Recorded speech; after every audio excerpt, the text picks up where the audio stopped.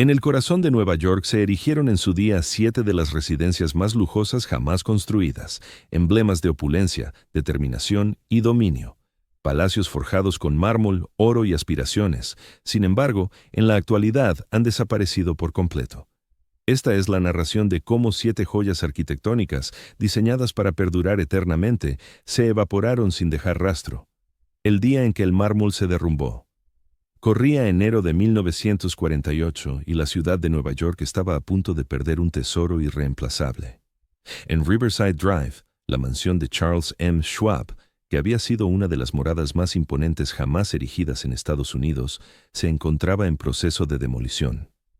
La residencia de Schwab no era una vivienda común. Completada en 1906, encarnaba el pináculo de la ambición, la riqueza y el poder estadounidenses en la época dorada conocida como la Edad del Oro. Levantada por el magnate del acero Charles M. Schwab, contaba con 75 estancias repletas de mármol, bronce y caoba, materiales seleccionados con esmero e importados desde todos los rincones del planeta. Era un sitio donde el dinero no suponía límite y el esplendor era la norma. El propio Schwab era un auténtico ejemplo de superación, de la pobreza a la fortuna. Nacido en humildes condiciones en Pensilvania, ascendió con rapidez en el imperio siderúrgico de Andrew Carnegie, llegando a presidir Carnegie Steel y fundando posteriormente Bethlehem Steel.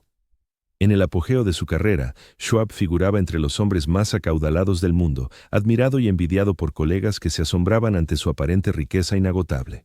Y su mansión reflejaba precisamente eso, una ambición sin fronteras y una fortuna desmedida. Pero las fortunas pueden desvanecerse tan velozmente como surgen, y la trayectoria de Charles Schwab no fue una excepción. A pesar de sus formidables logros empresariales, Schwab era famoso por su estilo de vida derrochador, sus fiestas fastuosas y su afición al juego imprudente. De hecho, sus gastos se volvieron tan desorbitados que ni siquiera su inmensa fortuna pudo seguirles el ritmo. Cuando la bolsa se desplomó en 1929, la Gran Depresión que siguió devastó sus finanzas, y para finales de los años 30 se hallaba prácticamente en la ruina. La mansión, que otrora simbolizaba su rotundo triunfo, se convirtió en una carga insostenible. Su mero mantenimiento anual devoraba una pequeña herencia, y las penurias económicas de la era depresiva hicieron imposible venderla. Schwab falleció en un relativo anonimato en 1939, legando una propiedad que nadie podía costearse ni deseaba conservar. Tras su muerte, las autoridades municipales debatieron posibles destinos para el inmueble. Las propuestas incluían transformarlo en museo o sede gubernamental, o bien usarlo como oficinas, pero ninguna de esas opciones se llevó a cabo. Al final, se optó por arrasar la mansión por completo para dar paso a viviendas modernas de apartamentos. Y así, en aquella gélida jornada invernal de 1948, los neoyorquinos contemplaron cómo las bolas demoledoras perforaban muros que habían albergado a las familias más pudientes de América. Columnas de mármol, antes pulidas a mano, se precipitaron de forma descuidada sobre montones de escombros. Accesorios de bronce y paneles de madera exótica fueron arrojados sin miramientos. Para 1950 la suntuosa mansión había desaparecido del todo, sustituida por un complejo de apartamentos modesto llamado Schwab House, funcional y utilitario, pero carente por completo de magnificencia. El palacio de Schwab no fue el único en sufrir ese destino. Por toda Nueva York, numerosas moradas igualmente extravagantes de la Edad del Oro corrieron idéntica suerte. Residencias que en otro tiempo se alzaban con orgullo a lo largo de la Quinta Avenida y la Costa Dorada de Long Island fueron derribadas una tras otra, víctimas de gustos cambiantes, turbulencias económicas y el avance urbano. Resulta difícil no cuestionarse cómo ocurrió todo esto. ¿Cómo pudo la ciudad de Nueva York, erigida sobre anhelos, empuje e ingenio, permitir que algunas de sus mayores proezas arquitectónicas se esfumaran de manera tan absoluta? ¿Cómo pudieron los emblemas de una era entera disiparse simplemente, dejando apenas huella de su pasada esplendidez? Para captar en profundidad estas pérdidas, es preciso primero comprender qué encarnaban estas mansiones. No eran meras construcciones, representaban una época de prosperidad sin precedentes, inventiva y audacia. Un periodo en que millonarios y multimillonarios rivalizaban con ferocidad para superarse en construcciones y brillo. Estas viviendas eran tributos a los sueños, las ansias y los excesos de los hombres y mujeres que moldearon a Estados Unidos a finales del siglo XIX y principios del XX. No obstante, casi de la noche a la mañana, esos sueños mutaron en pesadillas financieras. Los impuestos se dispararon, la sociedad evolucionó y las prioridades se reorientaron. Lo que antes se veía como insignia de éxito se transformó en un recordatorio incómodo de derroche. Y cuando conservar estas colosales moradas resultó inviable, los neoyorquinos priorizaron la practicidad sobre la salvaguarda, la modernidad sobre el recuerdo. Hoy, al transitar por las calles donde estas mansiones se levantaban, apenas hallamos indicios de su presencia. Rascacielos de apartamentos y bloques de oficinas las han reemplazado, dejando escasos vestigios de lo que en su día caracterizaba estos barrios. Aún así, el encanto perdura. La necesidad de retroceder en el tiempo y desentrañar por qué estas edificaciones importaban, qué simbolizaban y cómo su ausencia alteró la ciudad de forma irreversible. En este documental, indagaremos en 7 mansiones olvidadas de la Edad del Oro, hogares que vuestros abuelos conocieron, residencias que merecen ser recordadas. Desvelaremos las crónicas de su auge y en otoño exploraremos las mansiones desaparecidas, a quienes las construyeron y los cambios drásticos que provocaron su fin. Sobre todo, nos plantearemos qué enseñanzas podemos extraer de su desaparición y qué implica eso para el porvenir de Nueva York y otras grandes urbes estadounidenses. Pues esas residencias perdidas eran mucho más que simples edificaciones. Formaban parte de nuestro patrimonio cultural, emblemas de la ambición humana, la inventiva y el logro. Y tal vez, al recordar sus relatos, sepamos valorar y salvaguardar mejor lo que queda de nuestro legado arquitectónico. En el siguiente capítulo, nos trasladaremos al origen mismo, a la época explosiva y fastuosa denominada la Edad de Oro. Fue un tiempo en que todo parecía factible y el cielo solo marcaba el inicio, cuando la Quinta Avenida se convirtió en el Boulevard de los Millonarios.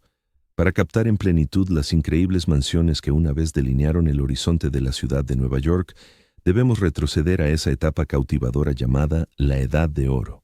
Un intervalo que se extendió aproximadamente desde la década de 1870 hasta los albores del siglo XX.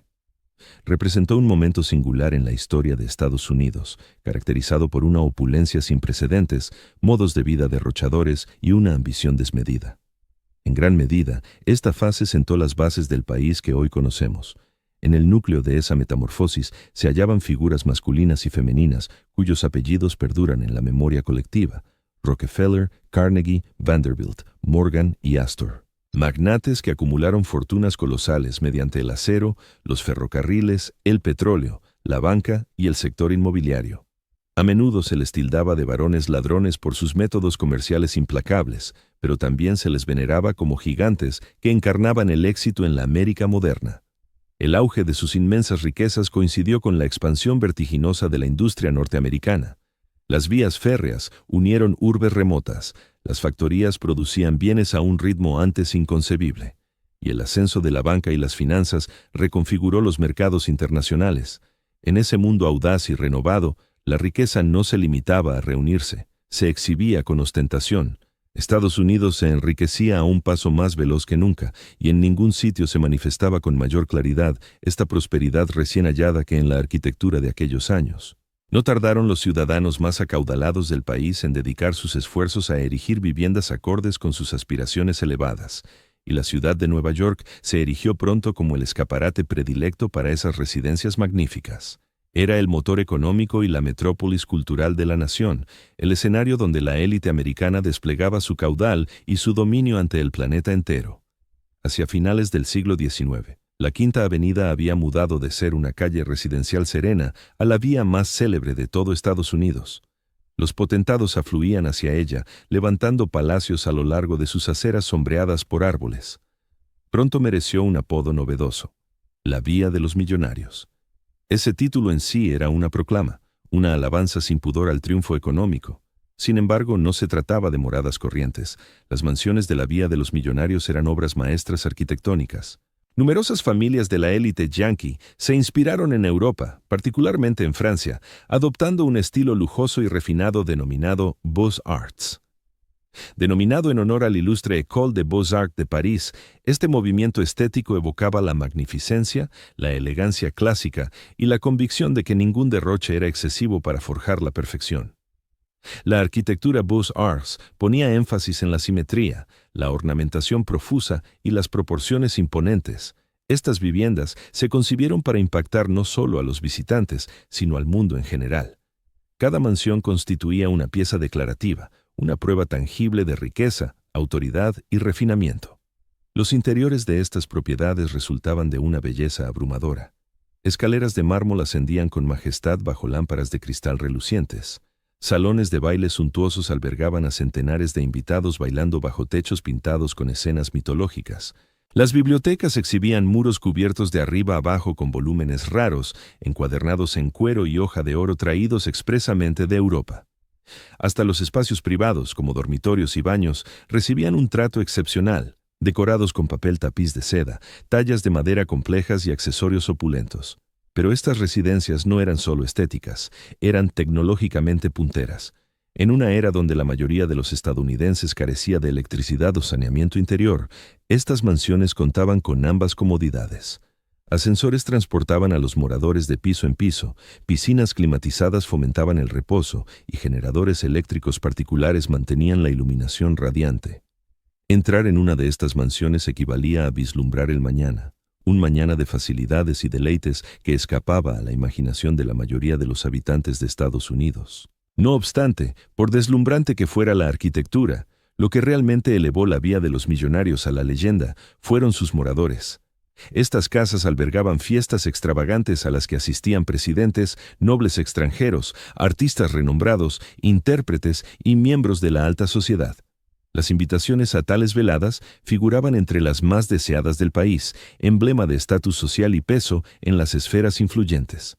Las propias fiestas se volvieron míticas, estableciendo el patrón de lujo y buen gusto para toda la nación. Una de las familias más ilustres de durante la época, los Vanderbilt, erigieron varias de estas imponentes residencias, consolidando su posición como pilares de la alta sociedad neoyorquina. William Henry Vanderbilt levantó lo que se conoce como el Palacio Triple a lo largo de la Quinta Avenida, un colosal edificio decorado con profusión que albergaba bajo un mismo techo a distintas ramas de la dinastía Vanderbilt. Su morada se convirtió en emblema no solo de una fortuna individual, sino de un linaje familiar y un poder perdurable. Y Vanderbilt no actuó en solitario. Otros linajes adinerados le imitaron, enzarzados en una feroz rivalidad por edificar hogares cada vez más lujosos. Se trataba de una competición arquitectónica de superación constante, donde cada nueva mansión buscaba eclipsar a la anterior. Desde fachadas ostentosas adornadas con columnas y esculturas hasta jardines extensos ideados por célebres paisajistas, ningún detalle pasaba desapercibido. Cada derroche se planeaba con meticulosidad. Sin embargo, bajo ese brillo superficial acechaba una inquietud palpable. Mientras estas propiedades se alzaban por la Quinta Avenida, los detractores empezaron a censurar su despilfarro. Periódicos y activistas alzaron la voz contra el lujo desmedido, oponiendo las mansiones opulentas a la miseria y las dificultades que padecían la mayoría de los habitantes de Nueva York. Las desigualdades económicas resultaban evidentes, y las residencias de la calle de los millonarios se transformaron en iconos de tanto admiración como animadversión. Pero tales reproches apenas frenaron el ímpetu de aquellos tiempos. Sagas como los Astor, los Carnegie, los Morgan y los Rockefeller se afanaban en remodelar el propio Estados Unidos. Sus capitales revolucionaron sectores enteros, su mecenazgo dio origen a bibliotecas, museos y centros educativos, y sus domicilios establecieron patrones de refinamiento y cultura que perduran en la actualidad. Esas mansiones no eran simples viviendas, representaban declaraciones sobre el rumbo que tomaba América. Una potencia económica mundial, un territorio rebosante de posibilidades y una ambición casi infinita. No obstante, con la misma celeridad con que surgió la Edad Dorada, empezó a declinar. A principios del siglo XX, las circunstancias financieras mutaron y Nueva York se transformó a gran velocidad. El alza de los impuestos inmobiliarios, la invasión de construcciones comerciales y los cambios en las normas sociales provocaron alteraciones profundas en la Quinta Avenida. Numerosas familias pudientes se mudaron hacia el norte de la ciudad o a fincas en las afueras, abandonando residencias cuya manutención resultaba prohibitiva. Poco a poco, Una tras otra, las grandes mansiones de la calle de los millonarios fueron desvaneciéndose. Algunas se derribaron para dar paso a rascacielos, hoteles y grandes almacenes. Otras cayeron en el abandono o se adaptaron para usos públicos. Los salones de baile se dividieron en despachos, las bibliotecas se convirtieron en depósitos y las escalinatas de mármol guardaron silencio. En unas pocas décadas, los majestuosos hogares que marcaron una era se esfumaron, sustituidos con frecuencia por edificaciones prácticas pero carentes de alma, sin el encanto ni el carácter de sus antecesoras. Aún así, pese a su extinción, esas mansiones legaron un impacto profundo. Encarnaron un instante singular de la historia estadounidense, una fase de aspiraciones ilimitadas. Las riquezas parecían inagotables y la élite social forjó una concepción de América que marcaría a generaciones venideras. Hoy, al evocar la Edad Dorada, todavía visualizamos la Quinta Avenida tal como era, flanqueada por residencias colosales, animada por invitados ataviados con elegancia y resonante con las risas y melodías de fiestas que aparentaban no tener fin. En los capítulos que siguen, nos adentraremos en los relatos olvidados de 7 mansiones excepcionales de esta época singular. Examinaremos su génesis, exaltaremos su esplendor y desvelaremos las causas tumultuosas de su ruina final. Y quién sabe si, en el proceso, redescubriremos algo esencial de nuestro pasado, algo que merece ser recordado y salvaguardado para las venideras. Ingeniería al servicio del derroche en las moradas que transformaron Estados Unidos. Para captar de verdad la grandeza y el despilfarro absoluto de las mansiones olvidadas de la Edad Dorada neoyorquina, resulta clave comprender un aspecto fundamental. Estas propiedades no eran solo imponentes, eran innovadoras. En una era en que la mayoría de los norteamericanos carecían de comodidades básicas que hoy damos por sentadas, las familias más acaudaladas de entonces se dedicaban a redefinir el concepto de habitar con placer. No se limitaban a adoptar modas, las inventaban. Elevaban la vida de lujo a categoría de arte. Imaginen entrar en una casa de finales del siglo XIX y toparse no solo con una hermosura exquisita, sino con avances tecnológicos punteros en cada rincón. Mientras la mayoría de los hogares estadounidenses dependían aún de estufas de leña para el calor, velas y lámparas de gas para la iluminación y visitas a letrinas o baños públicos para la higiene, las mansiones de la calle de los millonarios exhibían innovaciones con décadas de antelación. Centrales eléctricas particulares, ascensores, sistemas de refrigeración y materiales traídos de los rincones más remotos del planeta no eran rarezas, eran norma. Tomemos la electricidad, tal vez el progreso más asombroso de aquellos años. Aunque las bombillas de Thomas Edison parpadearon por primera vez en Menlo Park en 1879, transcurrieron décadas hasta que la iluminación eléctrica se popularizara en las viviendas americanas, pero no en las mansiones de la Edad Dorada. Los propietarios ricos no aguardaron a la red pública, la generaron ellos mismos. La imponente mansión contaba con una planta eléctrica particular que producía su propia corriente, encendiendo centenares de lámparas para impresionar a los invitados en las fiestas nocturnas. El impacto resultaba revolucionario. La oscuridad de la noche se convertía en claridad diurna, elevando de inmediato el estatus social del propietario. Sin embargo, la iluminación solo era el comienzo. Los ascensores impulsados por electricidad, antes exclusivos de fábricas y hoteles, empezaron a integrarse en estas viviendas privadas. La llegada de los ascensores transformó por completo el diseño de las mansiones. Las escaleras, que antes dominaban los planos arquitectónicos, pasaron a ser elementos decorativos en lugar de imprescindibles.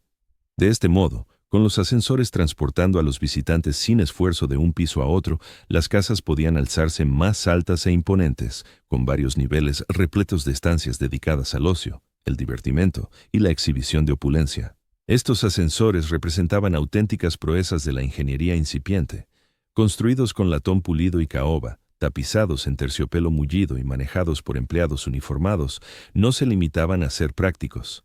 Encarnaban un signo de distinción. Para las familias afortunadas que los poseían, el ascensor se transformaba en una imagen clara de su lugar en la cima de la sociedad. Incluso el control del clima, hoy habitual en cualquier hogar estadounidense, hunde sus orígenes en la Edad Dorada. Las primeras versiones de aire acondicionado surgieron en estas residencias palaciegas mediante complejos aparatos de agua enfriada y ventiladores que refrescaban salas enteras, generando ambientes agradables en los sofocantes veranos neoyorquinos. En una época en que la mayoría de la gente soportaba las noches agobiantes de julio solo con ventanas abiertas, estos hogares privilegiados disfrutaban de temperaturas perfectamente reguladas. No solo evitaban el malestar, sino que reinventaban el concepto de comodidad. Por supuesto, ninguna vivienda simbolizaba riqueza y buen gusto sin interiores exquisitos, y en este aspecto, las mansiones de la Edad Dorada ampliaron los límites de lo imaginable.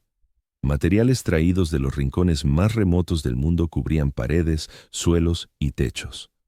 Maderas escasas, como la caoba de las selvas sudamericanas, el ébano africano y el teca exótica de los bosques del sudeste asiático, se seleccionaban por su atractivo, resistencia y caché. Los suelos se pavimentaban con azulejos mosaico elaborados con esmero en Europa, obra de artesanos expertos que convertían cada metro cuadrado en una obra de arte. El mármol también era esencial en el estilo de la Edad Dorada. Variedades codiciadas de Italia y Grecia, como el blanco resplandeciente de Carrara, el negro dramático con vetas de Nero Marquina y el rosado sutil del Cipollino, se adquirían a precios exorbitantes y se transportaban a través del Atlántico. Artesanos magistrales esculpían estos bloques en chimeneas espléndidas, escalinatas majestuosas, columnas y esculturas. El mármol no solo embellecía las casas, las ennoblecía, transmitiendo la fortuna y el refinamiento del dueño sin necesidad de palabras. No obstante, más allá de su encanto visual, estos materiales lujosos planteaban un reto técnico colosal.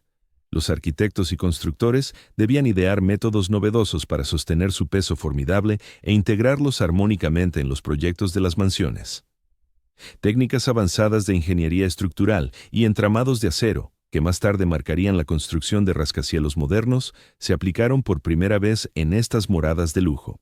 Precisamente, los avances gestados en ellas contribuyeron a forjar el perfil urbano que contemplamos en la actualidad.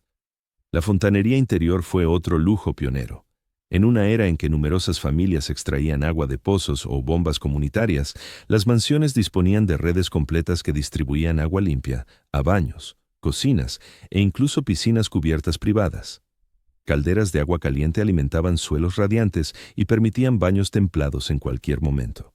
La abundancia de agua caliente ilimitada, que hoy damos por sentada, era entonces un privilegio solo al alcance de los americanos más acaudalados. Aún así, la vanguardia no se detenía en estas comodidades materiales. Las mansiones de la Edad Dorada incorporaban también sistemas de comunicación de última hora. Los primeros teléfonos enlazaban las estancias de las amplias propiedades, facilitando diálogos inmediatos entre el personal, la familia y los visitantes. Los intercomunicadores, innovadores en su momento, permitían a los dueños dar órdenes con facilidad por toda la casa.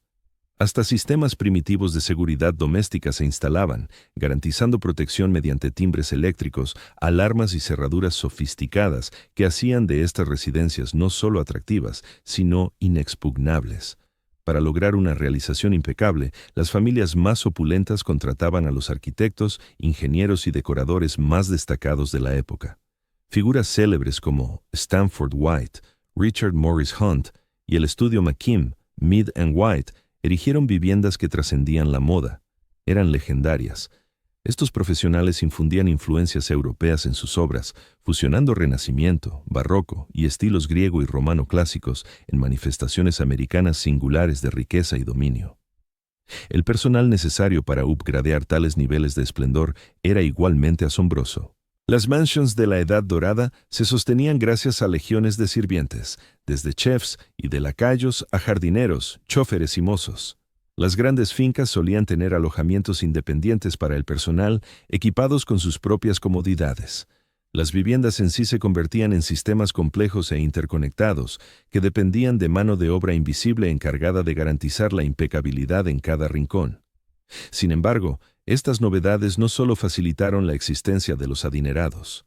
Poco a poco, moldearon las aspiraciones sobre las residencias en todo Estados Unidos. Avances técnicos nacidos en palacios lujosos se filtraron hacia hogares más sencillos, impactando la arquitectura y la ingeniería habitacional a escala nacional. Ascensores, luz eléctrica, fontanería interior y calefacción central, que al principio eran un lujo reservado a millonarios, se popularizaron con el tiempo, alterando la rutina diaria de los ciudadanos comunes. Aún así, pese a su enorme legado, estas impresionantes residencias desaparecieron con la misma rapidez con la que surgieron.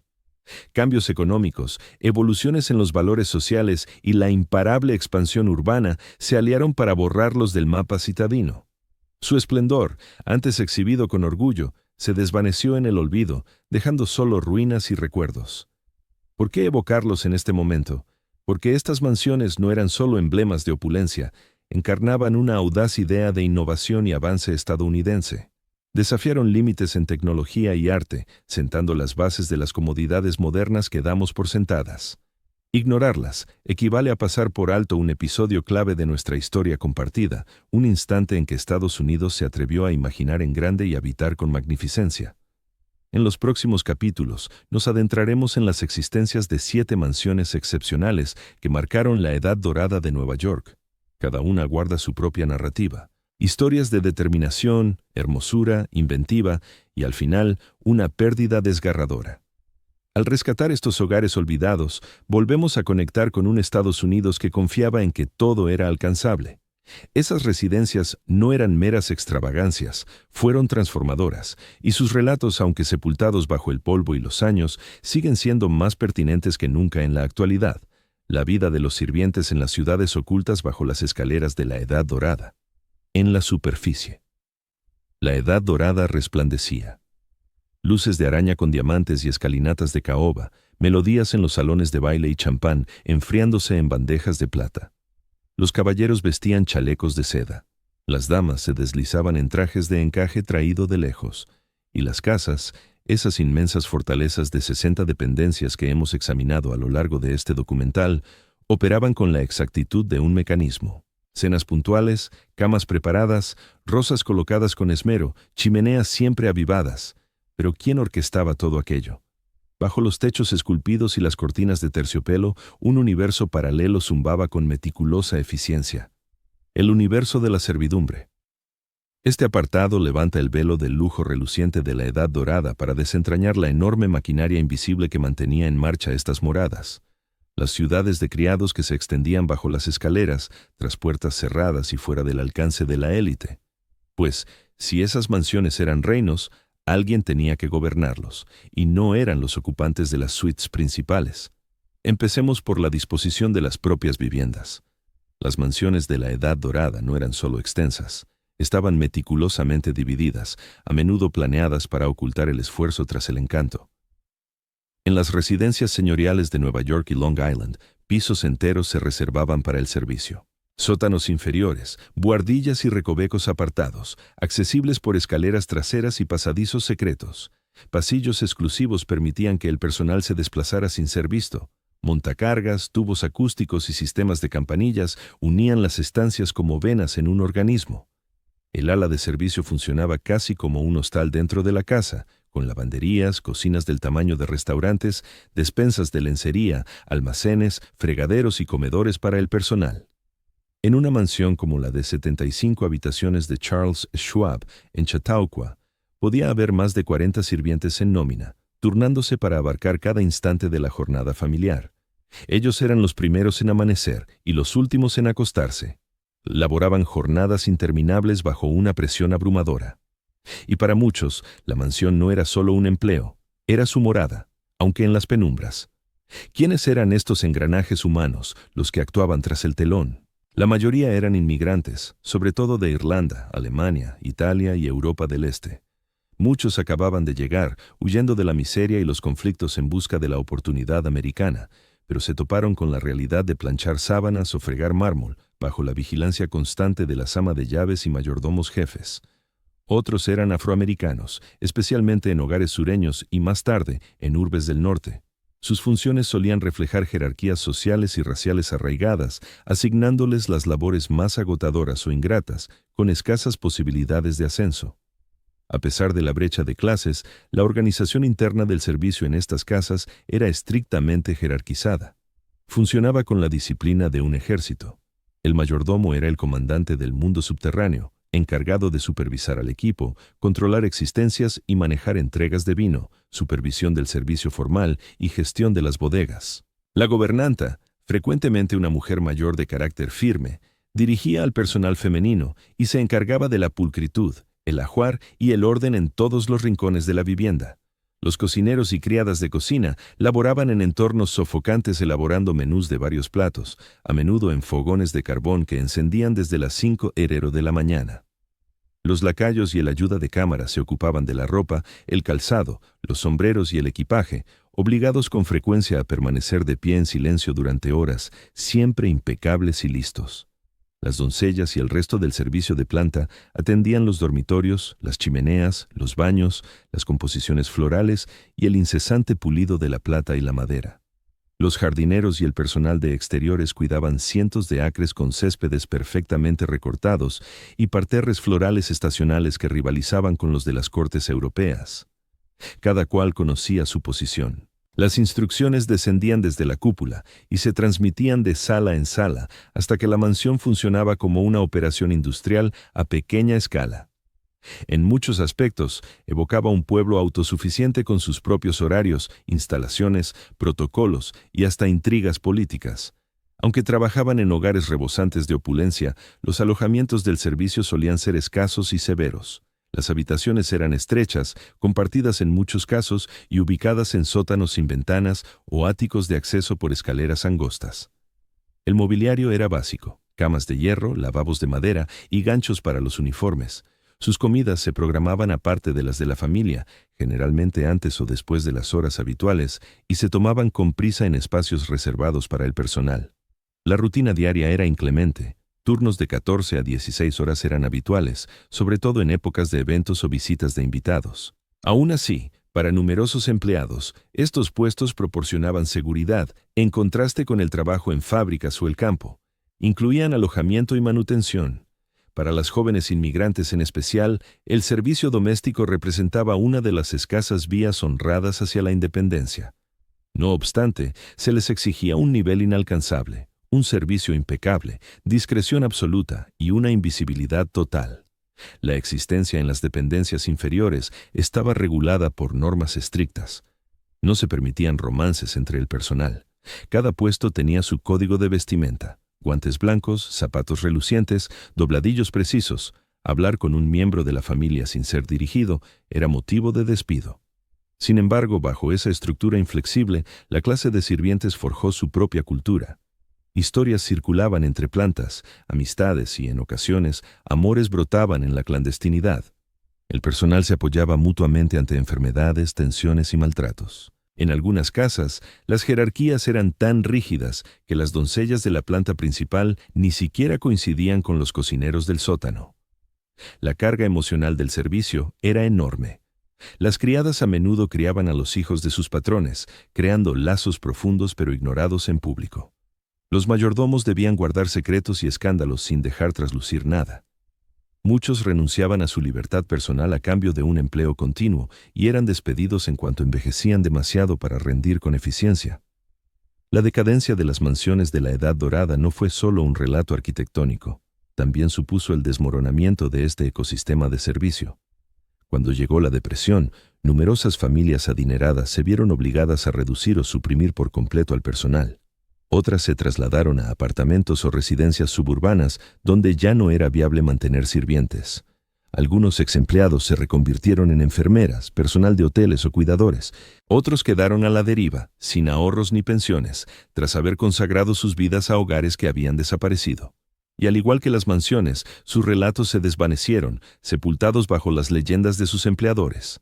Al evocar la Edad Dorada, solemos imaginar salones de baile y banquetes, tiaras y esmóquines. Pero nada de eso habría sido factible sin los cientos de miles de trabajadores que operaban en la sombra. Las viviendas pueden haber desaparecido, pero el legado de quienes las limpiaban, cocinaban en ellas y las sostenían, merece ser recordado. No dejaron memorias ni monumentos de mármol, pero vivieron, amaron, trabajaron y erigieron el fundamento silencioso bajo la era más ruidosa de riqueza en Estados Unidos. En los capítulos finales de este documental, mientras meditamos sobre el significado de esas casas y lo que hemos perdido, hemos de honrar también a las personas cuyos nombres no se grabaron en portones ni se doraron sobre entradas, pero que mantenían las luces encendidas, los fogones calientes y el mundo en marcha justo bajo las tablas del suelo. Eran las ciudades de sirvientes y las mansiones jamás habrían perdurado sin ellas. El Palacio del Rey del Acero, la Riverside Chateau de Charles M. Schwab. Erigida entre 1902 y 1906, la mansión de Schwab se alzaba en Riverside Drive con West 73rd Street, con vistas al río Hudson.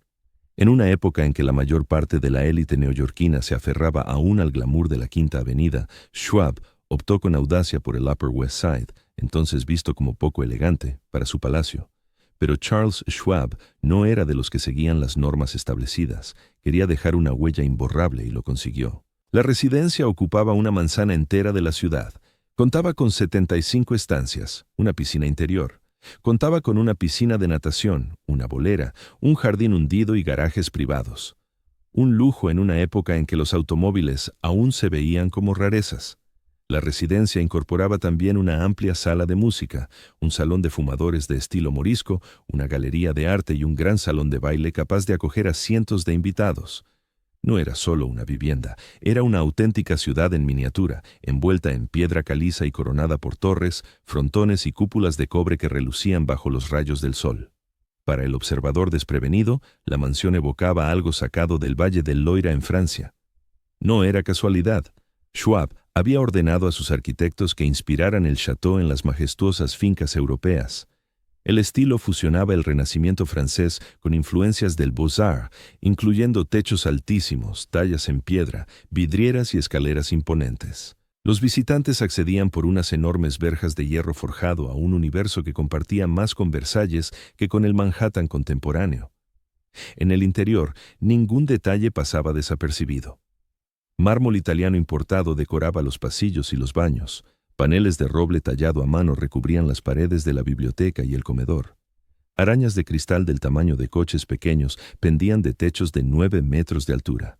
Toda una habitación estaba revestida de nogal caucásico, una madera exótica procedente de las montañas del Cáucaso, valorada por su veta ondulada y su tono oscuro. Schwab mostraba un vivo interés por la tecnología y no escatimó en gastos para equipar su mansión con las novedades más avanzadas.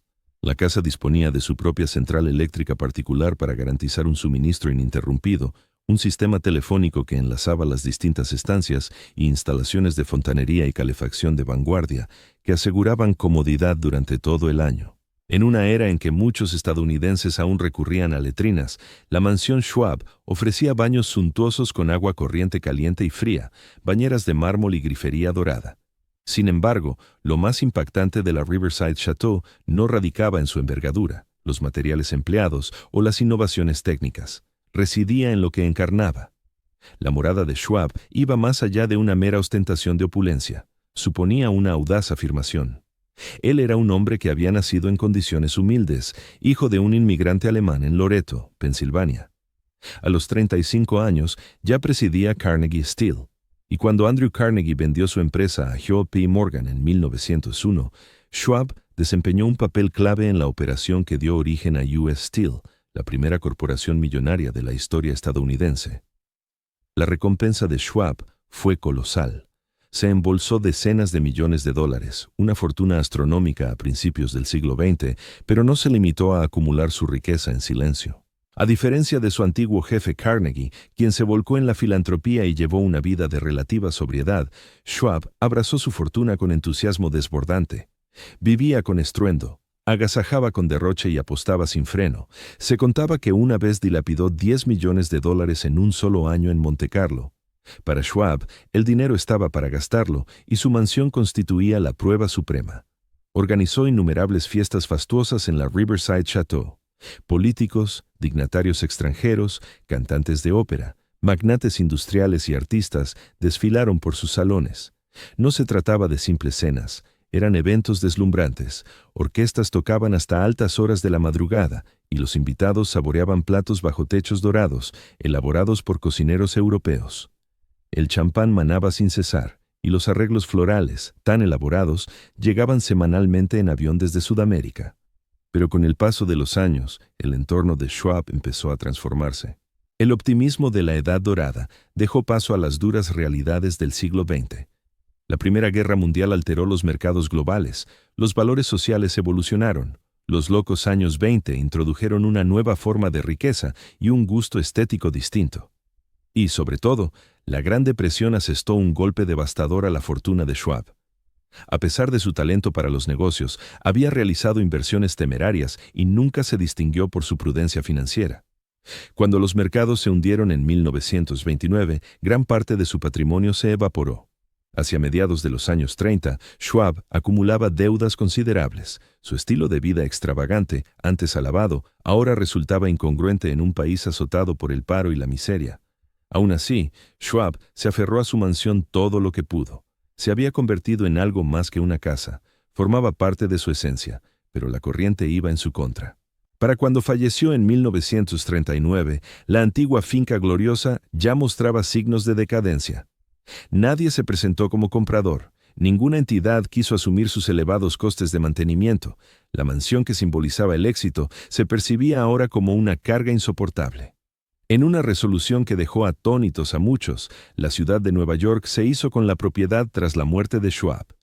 Y a finales de la década de 1940, las brigadas de demolición entraron en acción. Para 1950 la mansión había desaparecido, sustituida por el Schwab House, un complejo de apartamentos moderno que perdura hasta hoy. El único vestigio del palacio perdido es su nombre. La demolición de la mansión Schwab señaló un punto de inflexión. Indicaba que la época de las residencias monumentales privadas en Manhattan había concluido. Los valores que antaño la definían durante la Edad Dorada, las ostentosas muestras de opulencia, las construcciones monumentales y la fe en un legado a través del esplendor, habían pasado a ser un mero telón de fondo en una América más práctica y realista.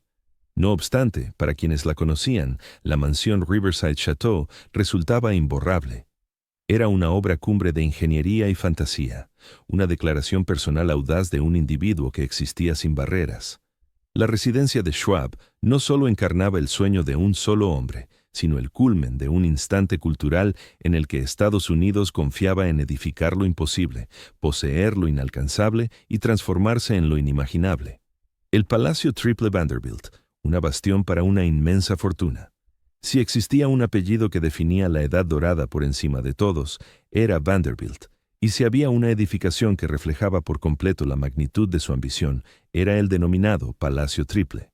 Levantado en 1881 por William Henry Vanderbilt, hijo del comodoro Cornelius Vanderbilt, este vasto dominio no se limitaba a ser una vivienda.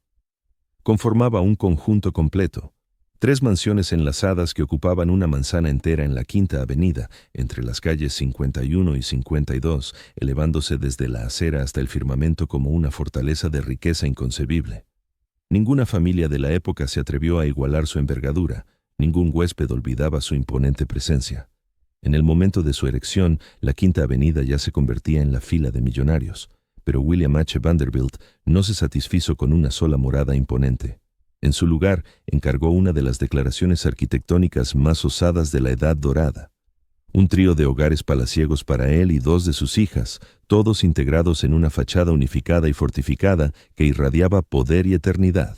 La mera noción de habitar uno al lado del otro en tales lujos, con residencias a medida unidas por pasillos internos y jardines comunes, revelaba mucho sobre la unidad y el dominio familiar. El Palacio Triple Vanderbilt figuraba entre las primeras viviendas privadas con estructura de acero en Estados Unidos, lo que lo hacía moderno en su armazón, pese a que su aspecto exterior desprendía una grandeza de mundo antiguo. La selección del acero no era solo por motivos prácticos. Poseía un sentido simbólico, simbolizaba robustez, novedad y una perspectiva progresista de la vida hogareña. Al mismo tiempo, el diseño incorporaba influencias europeas en gran medida, sobre todo de los estilos renacentista y neogótico. La estructura resultante servía tanto de exhibición técnica como de galería de arte y cultura. Cada una de las 3 residencias conectadas contaba con su propia puerta de acceso, dependencias para el servicio, salones de recepción y salones de baile. La sección de William era, con diferencia, la más extensa y se alzaba en la esquina de la Quinta Avenida con la 51. Su frente presentaba tallas de piedra elaboradas, balcones con detalles en hierro forjado y ventanales arqueados de gran tamaño enmarcados en piedra caliza importada. En el interior, las estancias resplandecían con el brillo cálido de maderas nobles, brocados y mármol pulido. Quizás lo más célebre era lo que se mencionaba con admiración o exageración como un salón de baile de 1 milla de largo. Aunque su extensión real no llegaba a tanto, el salón ocupaba un piso entero y podía acoger cómodamente a cientos de invitados. Estaba decorado con techos recubiertos de pan de oro, murales pintados a mano y espejos colosales que generaban la sensación de un espacio sin fin. Sus lámparas de araña, traídas de Venecia, proyectaban luz sobre copas de cristal y los cuellos engastados de diamantes de la élite neoyorquina. Fue en este salón donde se desarrollaron algunos de los eventos sociales más legendarios de la Edad Dorada. Cenas extravagantes, recitales, bailes benéficos y bodas de la alta sociedad tuvieron lugar bajo sus destellos luminosos. Presidentes, diplomáticos, artistas y miembros de la realeza se codeaban con la flor y nata de la aristocracia estadounidense, frecuentemente bajo la mirada atenta de retratos que mostraban generaciones de Vanderbilt ataviados con uniformes militares y capas forradas de piel. La casa no servía solo para impresionar. También era el lugar donde William Vanderbilt gestionaba sus asuntos. Su despacho daba a la avenida y decisiones financieras cruciales se tomaban entre aquellas paredes de piedra. Pero, como en todo lo que los Vanderbilt emprendían, incluso los negocios adquirían un toque teatral. Los visitantes recorrían corredores flanqueados por obras de maestros antiguos antes de ser recibidos en un salón que parecía más un ala del Louvre que una residencia privada. Y el arte no era mera ornamentación. William H. Vanderbilt fue uno de los más destacados coleccionistas estadounidenses del siglo XIX. Sus galerías, abiertas al público selecto, albergaban piezas de Rembrandt, Van Dyck, Turner y Corot. Su compilación contribuyó a posicionar a Nueva York como urbe cultural y preparó el terreno para entidades como el Museo Metropolitano de Arte y la colección Frick. Sin embargo, al igual que muchos monumentos de la Edad Dorada, la gloria del Palacio Triple estaba inextricablemente ligada al hombre que lo erigió. William H. Vanderbilt heredó un imperio de su padre, el notorio Comodoro, y lo expandió hasta convertirlo en una de las mayores fortunas de la historia humana. A su fallecimiento en 1885, William era el hombre más rico del mundo, con un patrimonio estimado superior a los $200 millones, equivalente a más de 6.000 millones en valores actuales. Y sin embargo, a pesar de su imponente esplendor, el Palacio Triple de los Vanderbilt demostró ser vulnerable ante los vaivenes del tiempo. A inicios del siglo XX, Nueva York ya experimentaba una transformación profunda. La Quinta Avenida, que antaño albergaba una calle serena de residencias exclusivas, se convertía en una vía comercial bulliciosa. Tiendas minoristas, hoteles y edificios de oficinas avanzaban inexorables hacia el norte, desalojando incluso a las familias más influyentes. Lo que antes se valoraba por su caché y cercanía al centro, ahora resultaba inconveniente. La intimidad se hacía cada vez más esquiva. Los impuestos subían sin cesar y la nueva hornada de Vanderbilt mostraba escaso entusiasmo por custodiar una vasta fortaleza en pleno corazón urbano. La familia empezó a emigrar. Las hijas, que residían en las mansiones contiguas, contraían matrimonio y se instalaban en sus propias propiedades. Los nietos de William dirigían sus esfuerzos hacia la filantropía, los viajes y nuevas viviendas en otras zonas de Manhattan o en Long Island. Los gastos de conservación del Palacio Triple se dispararon y para la década de 1920 quedó patente que el inmueble suponía más carga que privilegio. En 1926, tras prolongados debates, se optó por vender el Palacio Triple. Fue un suceso que conmocionó a la alta sociedad neoyorquina. Uno de los emblemas más icónicos de la Edad Dorada salía al mercado, no para su conservación o rehabilitación, sino para su total arrasamiento. Las obras de demolición arrancaron en 1927. Salones de baile, galerías y gabinetes privados fueron despojados por completo. Fragmentos arquitectónicos fueron rescatados por aficionados y defensores del patrimonio. Sin embargo, la mayor parte del material, piedra, mármol, madera, acabó destruido o arrojado. El lugar donde antes pendían obras de arte y sonaban orquestas se redujo a escombros y vigas de acero. En su sitio se erigió la tienda insignia de Bergdorf Goodman, un gran almacén de lujo que perdura hasta nuestros días.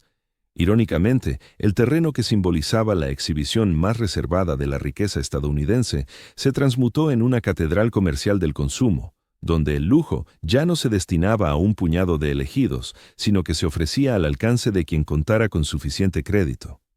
Así, el Palacio Triple de los Vanderbilt, joya suprema de la Quinta Avenida, desapareció. Ninguna placa oficial señala el lugar. La mayoría de los transeúntes lo recorren sin sospechar que allí se alzó una de las moradas más suntuosas de la historia de Estados Unidos.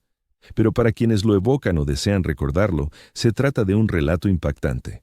Un relato sobre la ambición, la herencia y el carácter efímero e incierto de los legados. El Palacio Triple no era solo una vivienda. Era un tributo a una era en que los estadounidenses creían en la perpetuidad de la riqueza, en que las fortunas se grababan en la piedra y en que las dinastías perdurarían indefinidamente. Al cabo, la obra más ambiciosa de los Vanderbilt resistió apenas 49 años. A continuación, indagaremos en el destino de los vestigios de este coloso arquitectónico y reflexionaremos sobre cómo ni las residencias más imponentes pudieron resistir las corrientes de una urbe en constante avance. Pues en Nueva York, lo perdurable siempre resulta transitorio, y los palacios de ayer suplantan con frecuencia los solares de mañana. Mañana, El Reino de Cristal, la obra maestra de la Quinta Avenida firmada por Louis Comfort Tiffany. Si el Château de Charles Schwab encarnaba el triunfo industrial y el Palacio Triple de los Vanderbilt representaba el poder dinástico, entonces la mansión de Louis Comfort Tiffany en la Quinta Avenida evocaba algo radicalmente distinto: el arte.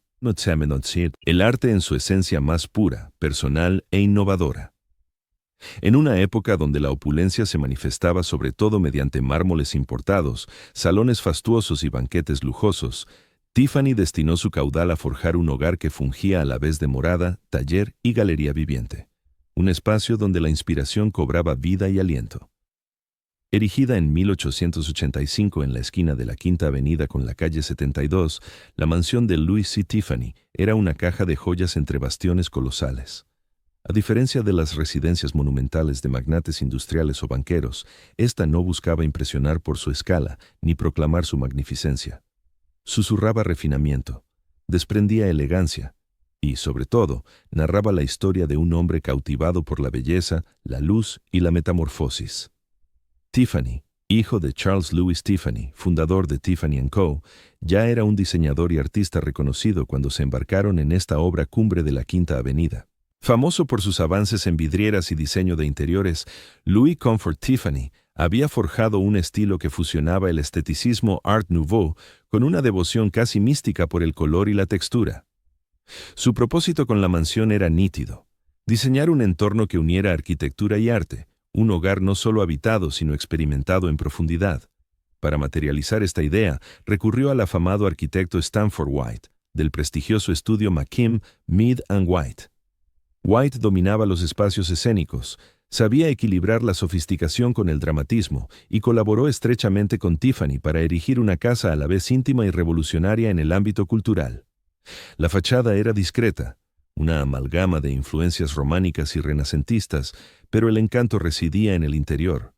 La mansión destacaba por su estudio de 15 paneles G capaz de albergar una impresionante instalación de vitrales diseñada por el propio Tiffany. El frontón inundaba el principal tramo de escaleras y las salas contiguas con una luz multicolor y titilante durante todo el día, convirtiendo incluso los rincones más cotidianos en vivencias elevadas. No se trataba solo de paneles ornamentales, eran piezas de vanguardia. Tiffany había desarrollado técnicas novedosas para superponer y tratar el vidrio, logrando efectos iridiscentes inéditos hasta entonces en la arquitectura residencial. La residencia incorporaba además amplios talleres y estudios de vidrio, donde los artesanos laboraban bajo la supervisión inmediata de Tiffany. Estos laboratorios internos servían para experimentar con métodos de vidrio, evaluar impactos lumínicos y elaborar encargos personalizados para destinatarios que iban desde iglesias hasta grandes almacenes. Así, la mansión de Tiffany no era únicamente un escaparate de obras concluidas, sino un verdadero centro de innovación creativa en el núcleo de la ciudad de Nueva York. Sin embargo, a pesar de toda la maestría y la meticulosidad, la casa nunca permaneció inalterada. Al igual que su propietario, estaba en perpetua transformación. Las estancias se renovaban o reconfiguraban con frecuencia para capturar las evoluciones en los gustos estéticos de Tiffany. Se reservaban galerías enteras en el interior para muestras rotatorias de sus creaciones y las de colegas de su entorno artístico. En resumen, la mansión funcionaba como un museo vivo, un espacio donde las fronteras entre el arte y la existencia se desdibujaban. La vida social en la mansión de Tiffany era de igual vitalidad. Pronto se convirtió en un epicentro cultural, albergando exposiciones de arte, recitales musicales y tertulias literarias. Entre los invitados destacaban algunas de las personalidades más influyentes del arte y las letras estadounidenses, como Mark Twain, Henry James y Edith Wharton, entre otros. A diferencia de las reuniones rígidas y estratificadas típicas de otras residencias de la Edad Dorada, las veladas de Tiffany ponían el acento en el diálogo, la exploración y la fusión entre el arte elevado y el aplicado. No era meramente un lugar para recibir visitas, era un foro para el intercambio de conceptos. Pero conforme avanzaba el siglo XX, la prosperidad de Tiffany, al igual que la de otros emblemas de la Edad Dorada, empezó a menguar. Las preferencias del público viraron hacia el modernismo y la sobriedad. El Art Nouveau, con sus motivos intrincados inspirados en la naturaleza, comenzó a considerarse anticuado. La solicitud de vitrales disminuyó, sus proyectos se espaciaron.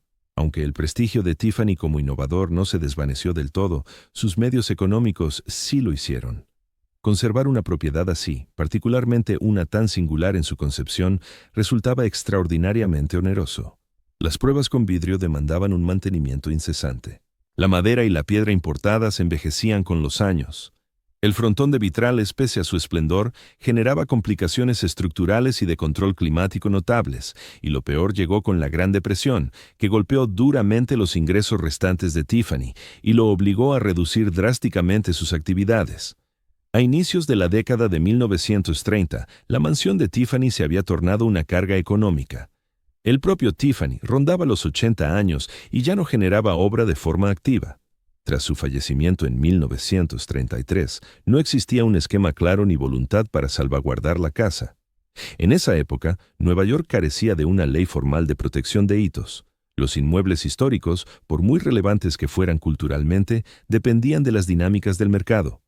En 1936, apenas 3 años después de su muerte, la mansión de Louis C. Tiffany fue derribada. Es complicado exagerar el impacto de este suceso entre quienes seguían el diseño y la arquitectura norteamericanos. No era una mansión más de la Edad Dorada, era el hogar privado de uno de los artistas más grandes del país. Aún así, se convirtió en escombros en cuestión de meses. En su sitio se erigió un bloque de apartamentos contemporáneo, práctico, discreto y totalmente impersonal. Ningún elemento de la vivienda original se salvó. Ni el frontón, ni los estudios, ni las escaleras o las salas de tertulia.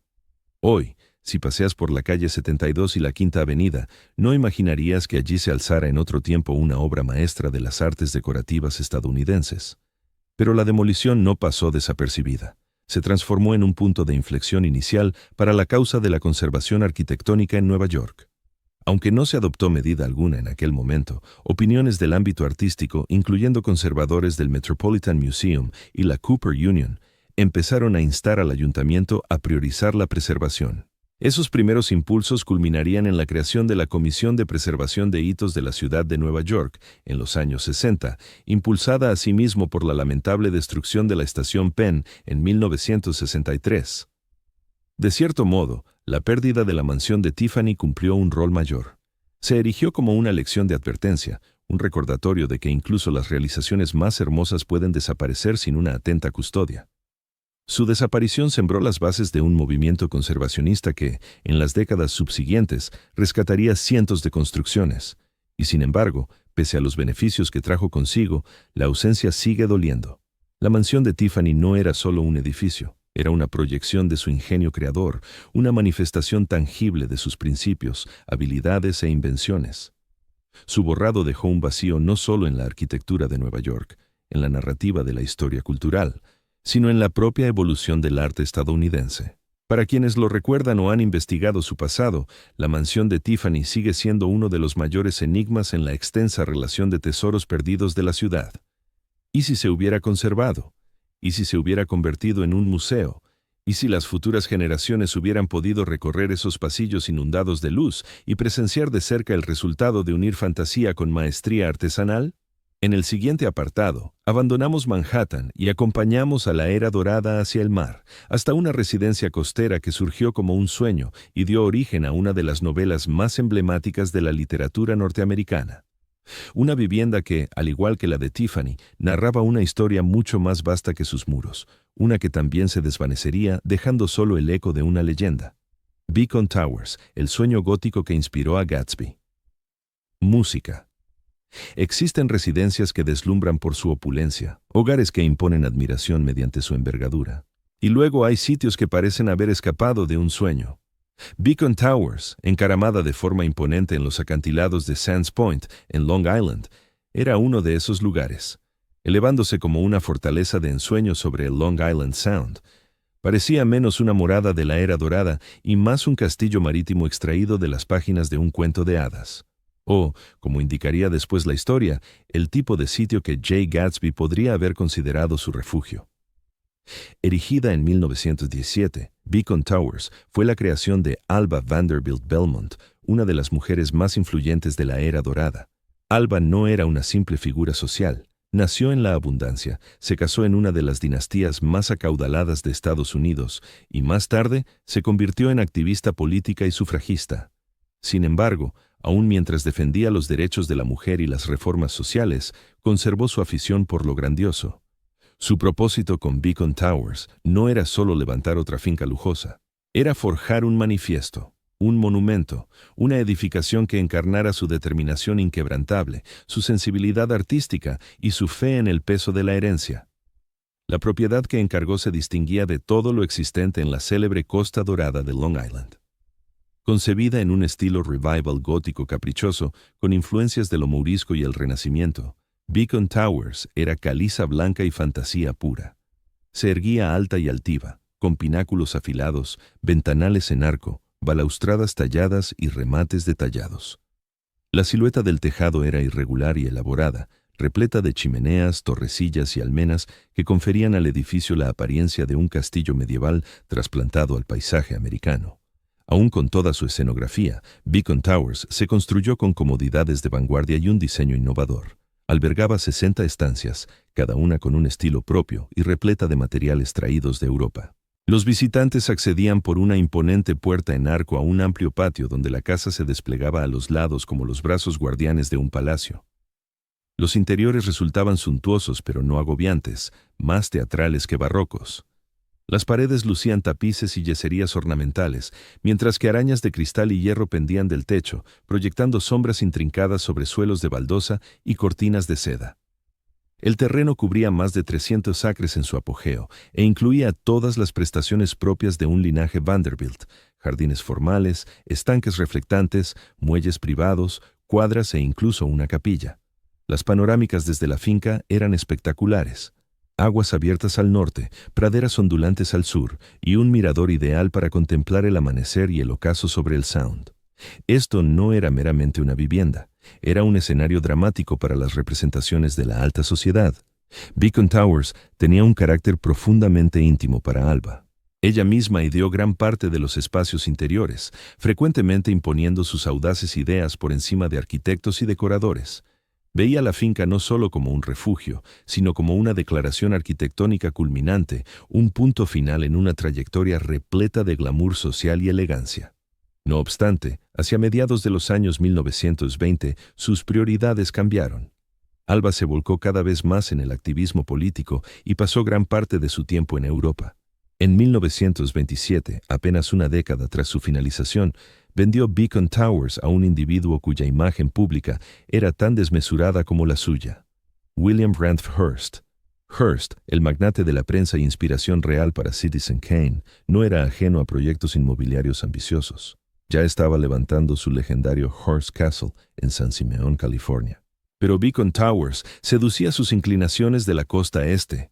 Él amplió la propiedad aún más, incorporando nuevas dependencias, trayendo tapices y obras de arte y atestando los corredores con armaduras medievales, muebles antiguos y volúmenes raros.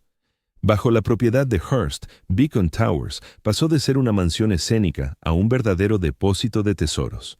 La finca se convirtió de nuevo en un centro de efervescencia, acogiendo a invitados del mundo político, de Hollywood y de las letras. Pero con el transcurso de los años, Hearst también empezó a desinteresarse. Los gastos para sostener una propiedad tan vasta, sobre todo una con un estilo tan singular y envejecido, resultaron insostenibles. Hearst, burda abrumado por deudas y los avatares del tiempo, empezó a deshacerse de gran parte de sus propiedades a finales de los años 30 y 40. Para 1942, Beacon Towers ya había cerrado sus puertas y su mobiliario se subastó por partes en una liquidación total. Después, siguiendo un patrón lamentablemente habitual para las grandes residencias de Estados Unidos, Beacon Towers fue derribada en 1945. El imponente perfil de sus torres blancas y arcos góticos se desplomó bajo el empuje de las máquinas demoledoras y el olvido general. Lo que había costado años erigir desapareció en unas pocas semanas. Hoy en día no queda rastro alguno de la mansión propiamente dicha. El terreno se parceló con el tiempo y se destinó a viviendas particulares. Si acudes ahora a esa zona, no hallarás placas conmemorativas, ni indicadores públicos, ni prueba alguna de que una de las casas más emblemáticas de la historia estadounidense existiera allí. Sin embargo, Beacon Towers perdura, no en piedra, sino en relatos. F. Scott Fitzgerald, quien residió en Long Island a principios de los años 20, se dejó influir por el derroche y la melancolía de la Costa Dorada. Al componer The Great Gatsby, se cree que tomó Beacon Towers como una de las referencias visuales para la enigmática residencia de Gatsby. La imagen de una finca solitaria y lujosa alzada sobre el mar, rebosante de luces, melodías y espectros de sueños truncados, evoca a Beacon Towers, tanto en su forma como en su esencia. En ese sentido, Beacon Towers trascendió el mero concepto de vivienda. Se convirtió en emblema, en imagen de anhelo, afán, pasión y declive inexorable. Encarnaba la quimera de la estabilidad en un universo regido por el flujo constante. Representaba la encarnación tangible de la inalcanzable luz verde de Gatsby. A diferencia del Palacio de Schwab o la morada de Vanderbilt, Beacon Towers no pretendía erigirse como tributo a la industria o a una saga familiar. Surgió de la pura visión y la fantasía, y esa podría ser la razón por la que su recuerdo nos persigue con tanta fuerza. Aun cuando sus bloques fueron retirados en camiones y sus jardines arrasados por excavadoras, su leyenda se mantuvo viva. Para ciertos observadores, su desaparición resulta un golpe íntimo. Los defensores del patrimonio han señalado durante décadas a Beacon Towers como uno de los mayores atentados arquitectónicos del siglo XX. Pintores, expertos en historia y estudiosos de Fitzgerald han intentado revivir su aspecto mediante dibujos y reconstrucciones virtuales. No obstante, para el gran público sigue siendo en gran medida un enigma, un castillo olvidado devorado por el paso de los siglos, y eso es lo que le confiere tal profundidad emotiva. En buena medida, Beacon Towers narra la epopeya de la Edad Dorada con una poesía superior a la de cualquier edificio que haya sobrevivido. Fue osada y creativa. Ascendió con rapidez y se desvaneció aún más veloz. Estaba cargada de sentido, pero siempre al borde de la irrealidad. Demasiado hermosa, demasiado peculiar, demasiado alegórica para perdurar. Mientras proseguimos nuestro recorrido por las mansiones desaparecidas de la Edad Dorada, examinaremos otras que imprimieron su huella de modo más discreto, aunque no por ello menos profundo. Viviendas que moldearon la literatura, la política e incluso la fisonomía de los barrios que las sustituyeron. Pero Beacon Towers conservará eternamente el estatus de castillo que se nos escurrió de las manos. La morada que, por un fugaz instante, materializó la quimera. Land's End. La auténtica mansión de Daisy Buchanan en la vida real. Ubicada al filo de la costa norte de Long Island, con panorámicas amplias del agua y un jardín delantero que se extendía hacia el infinito como una alfombra de terciopelo verde. Land's End no era solo otra mansión de la Edad Dorada, era un susurro de ficción convertido en realidad, una residencia tan delicada y sugerente que se considera ampliamente como la inspiración para el hogar de Daisy Buchanan, la amada de The Great Gatsby. Erigida a inicios del siglo XX en la localidad de Sands Point, Nueva York, Land's End era una mansión georgiana de columnas blancas en estilo revival, majestuosa pero sin afectaciones. A diferencia de las torres caprichosas de Beacon Towers o la abrumadora magnificencia del Château de Schwab, Land's End no proclamaba dominación. Exhalaba refinamiento, sus trazos eran puros, su equilibrio impecable y su ladrillo blanqueado resplandecía con suavidad bajo el sol de la tarde. Era, sencillamente, hermosa, y no requería alardear. Pero no nos equivoquemos, esta casa tenía abolengo. Se rumoreaba que había sido proyectada por el arquitecto Stanford White, el mismo responsable del primer Madison Square Garden y otros hitos neoyorquinos, y Land's End capturaba la sobria distinción apreciada por una élite de la aristocracia de la costa este. Su emplazamiento en la costa dorada de Long Island, a escasos kilómetros de las residencias de otros magnates industriales, la situaba en el núcleo de la alta sociedad de la Edad Dorada. La propia casa albergaba 25 estancias, entre ellas salones espaciosos, una escalinata principal imponente, una biblioteca revestida de madera y dormitorios amplios con puertas francesas que daban a terrazas y a la brisa marina. El comedor dominaba el Sound, brindando vistas que en días despejados llegaban hasta Connecticut. Los jardines bien cuidados incorporaban huertos formales, pistas de tenis y un cobertizo para embarcaciones. El ambiente estaba impregnado de riqueza ancestral, aunque la fortuna que lo sustentaba no figurara a bombo y platillo en los diarios. Land's End servía como punto de encuentro para la realeza literaria y política. A lo largo de los años, su lista de invitados parecía un compendio de la élite estadounidense. Winston Churchill, Theodore Roosevelt. Figuran entre los visitantes conocidos Ethel Barrymore y otros. Era un sitio donde se fumaban puros en porches que rodeaban la casa, donde se degustaban martinis en amplios verandas y donde los chismes y la política se entretejían como el aroma de las fragancias y la brisa marina. Sin embargo, tal vez ningún huésped o testigo plasmó su espíritu con tanta precisión como F. Scott Fitzgerald. A principios de los años 1920, Fitzgerald residió en Great Neck, muy cerca, al otro lado de la bahía desde Sands Point. Seguramente lo divisaba desde su velero, lo sobrevolaba en paseos dominicales e intuitivamente captaba lo que simbolizaba. No solo opulencia, sino herencia consolidada. No mera ambición, sino logro pleno. En The Great Gatsby, Fitzgerald retrató la mansión de Daisy Buchanan como una alegre construcción georgiana colonial en tonos rojos y blancos, con vistas a la bahía. Tanto analistas como expertos históricos han señalado a Land's End como la probable inspiración. Al igual que Daisy en persona, la residencia irradiaba elegancia, pero sugería una cierta lejanía. Se trataba de esa clase de morada que uno contempla desde la orilla opuesta sin que invite necesariamente a cruzarle el umbral. Y eso, quizás, era lo que le confería tal magnetismo. No solo fungía como escenario, sino como alegoría de todo cuanto Gatsby anhelaba y jamás podría poseer de verdad. La auténtica Land's End, al igual que su réplica imaginaria, se sostenía en un frágil equilibrio entre esplendor y deterioro. Hacia finales del siglo XX, su renombre se había desvanecido. Aunque seguía en manos privadas y mantenía solidez estructural, el peso del tiempo, los gastos de conservación y los cambios en las preferencias empezaron a hacer mella. Sus jardines se volvieron salvajes, la pintura se descascarilló, la panorámica perduraba, pero el encanto se apagaba. Los defensores del patrimonio alzaron la voz. Autores, investigadores y especialistas en Fitzgerald destacaron el valor literario de la casa. Ciertamente sostenían una finca ligada a The Great Gatsby. Sin duda la novela estadounidense más emblemática merecía salvaguarda. Unos proponían transformarla en un refugio para escritores, un núcleo cultural o hasta un museo temático de Gatsby.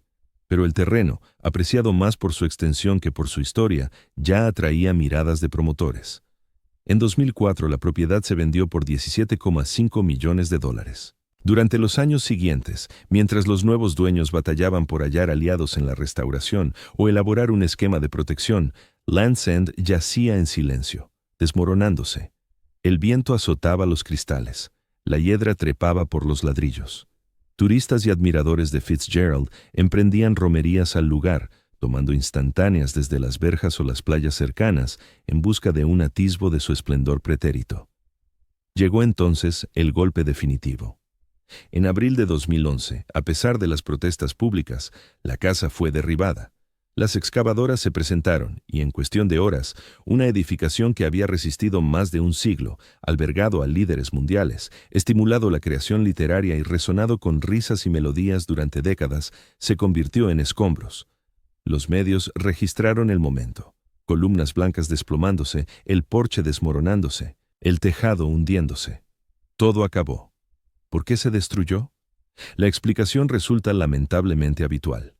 El suelo valía demasiado, el mantenimiento costaba una fortuna, la mansión era demasiado antigua, las motivaciones para conservarla eran escasas y los beneficios de la reconversión abrumadores. Como tantas residencias de la Edad Dorada, la lógica práctica prevaleció sobre el recuerdo. Hoy, el solar donde se erigía Land's End se ha parcelado en varios lotes. Mansiones contemporáneas, más voluminosas, asépticas y libres de cargas históricas, han tomado su lugar. No hay placa conmemorativa, ni señal histórica, ni jardín inspirado en Gatsby que rinda tributo a lo desaparecido. Aún así, Land's End sobrevive en la fantasía, en las páginas de los libros y en esa sutil conciencia de que algo irreemplazable se nos escapó de las manos. No fue la residencia más célebre ni la más imponente de su era, pero importaba por lo que encarnaba. Una imagen de Estados Unidos atrapada entre refinamiento e ilusión. Su demolición resuena con los motivos mismos que Fitzgerald exploró: la fragilidad de las ilusiones, la certeza del mutismo y la pena de desear lo que jamás regresa. En el capítulo siguiente, volvemos a la Costa Dorada de Long Island para explorar otra finca olvidada, una que brilló con atractivo cinematográfico, dio la bienvenida a estrellas del cine mudo y magnates por igual, y al final se desvaneció en el olvido. Era una mansión erigida no solo para deslumbrar, sino para divertir, cuya dársena relucía antaño con faroles y carcajadas, y cuyos salones perduran ahora solo en imágenes y evocaciones. Acompáñenos a Pembroke. Presentamos Pembroke, el palacio del espectáculo junto al mar. Si Beacon Towers era un panorama sacado de un cuento medieval y Land's End personificaba la gracia literaria del este, entonces Pembroke era espectáculo puro, una finca audaz y sin disculpas en su glamour que reflejaba los gustos y éxitos de la industria del entretenimiento estadounidense en su apogeo. Con 60,000 pies cuadrados, la propiedad no era solo extensa, era cinematográfica, y con toda razón, pues su propietario más ilustre, Marcus Lowe, no era un simple magnate de la Edad Dorada. Era el hombre que contribuyó a forjar Hollywood. Ubicada a orillas de Glen Cove, en la costa norte de Long Island, Pembroke no fue la primera mansión de la Costa Dorada, pero sí fue una de las residencias más impactantes visualmente y cargadas de vitalidad cultural. Mientras otras mansiones transmitían contención y pedigrí familiar, Pembroke se entregaba al lujo contemporáneo con un audaz espíritu del mundo del espectáculo.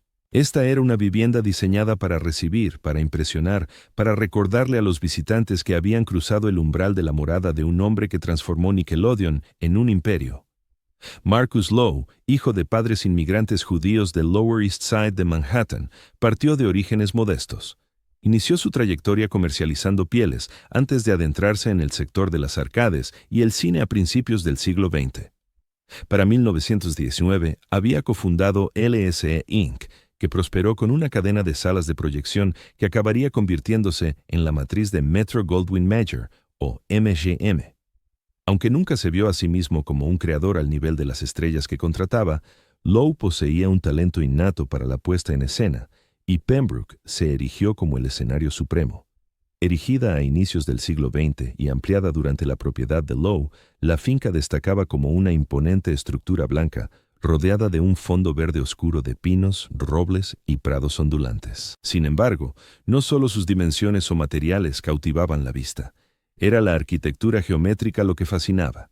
Líneas puras, alas simétricas de gran envergadura y ventanales inmensos de suelo a techo que se abrían hacia el mar. La casa parecía concebida para enmarcar el horizonte, manteniendo siempre la atención de los invitados dirigida hacia el exterior, hacia un mundo de horizontes abiertos. Los jardines de Pembroke resultaban igual de grandiosos. Amplias terrazas descendían hasta una playa rocosa y un muelle privado con faro, una de las señas de identidad más emblemáticas de la propiedad. A diferencia de las típicas mansiones de la Costa Dorada, que optaban por fuentes de piedra o estatuas romanas en los jardines, el muelle de Pembroke albergaba un faro en miniatura operativo, un toque romántico y teatral que convertía la llegada en barca en una entrada digna de una escena de cine mudo. Y en efecto, las estrellas del celuloide acudían. Pembroke era un palacio de fiestas, una de las escasas residencias de la Edad Dorada que se integró por completo en el esplendor de la Hollywood del siglo XX. En las décadas de 1920 y 1930, íconos del cine silente como Gloria Swanson, Douglas Fairbanks y Mary Pickford eran habituales en sus salones. Las cenas se prolongaban durante horas, seguidas de bailes, fuegos artificiales y proyecciones al aire libre sobre pantallas improvisadas en el césped. Se contaba que cuando Lowe organizaba una velada, acudía todo el mundo, desde varones de Wall Street hasta cómicos de variedades. El interior de la mansión igualaba en opulencia a su lista de invitados. Exhibía adornos art deco elaborados, salones de recepción monumentales, salas de música y un gran salón de baile apto para una orquesta completa. Los techos eran elevados y con casetones, las lámparas de araña audaces y contemporáneas, la paleta de colores viva en lugar de apagada. No se trataba de un hogar anclado en tradiciones europeas. Era resueltamente estadounidense, orientado al futuro y rebosante de estilo. El propio Lowe, según se dice, no era un hombre de excesos personales, discreto en su atuendo y reservado en su carácter, pero comprendía que un entorno como Pembroke potenciaba el poder. No era solo un refugio. Constituía una herramienta de imagen, una afirmación de que Lowe había accedido al Olimpo de los hombres más influyentes de la nación, no gracias a fortunas ancestrales, sino mediante el auge de una industria enteramente novedosa: el entretenimiento. En cierto sentido, Pembroke representó un punto de inflexión en la arquitectura de la Costa Dorada. Unió el abismo entre las mansiones victorianas del siglo XIX y el modernismo estilizado de la América de posguerra. Se construyó con la maestría del viejo mundo, pero impregnada de una mentalidad hollywoodense.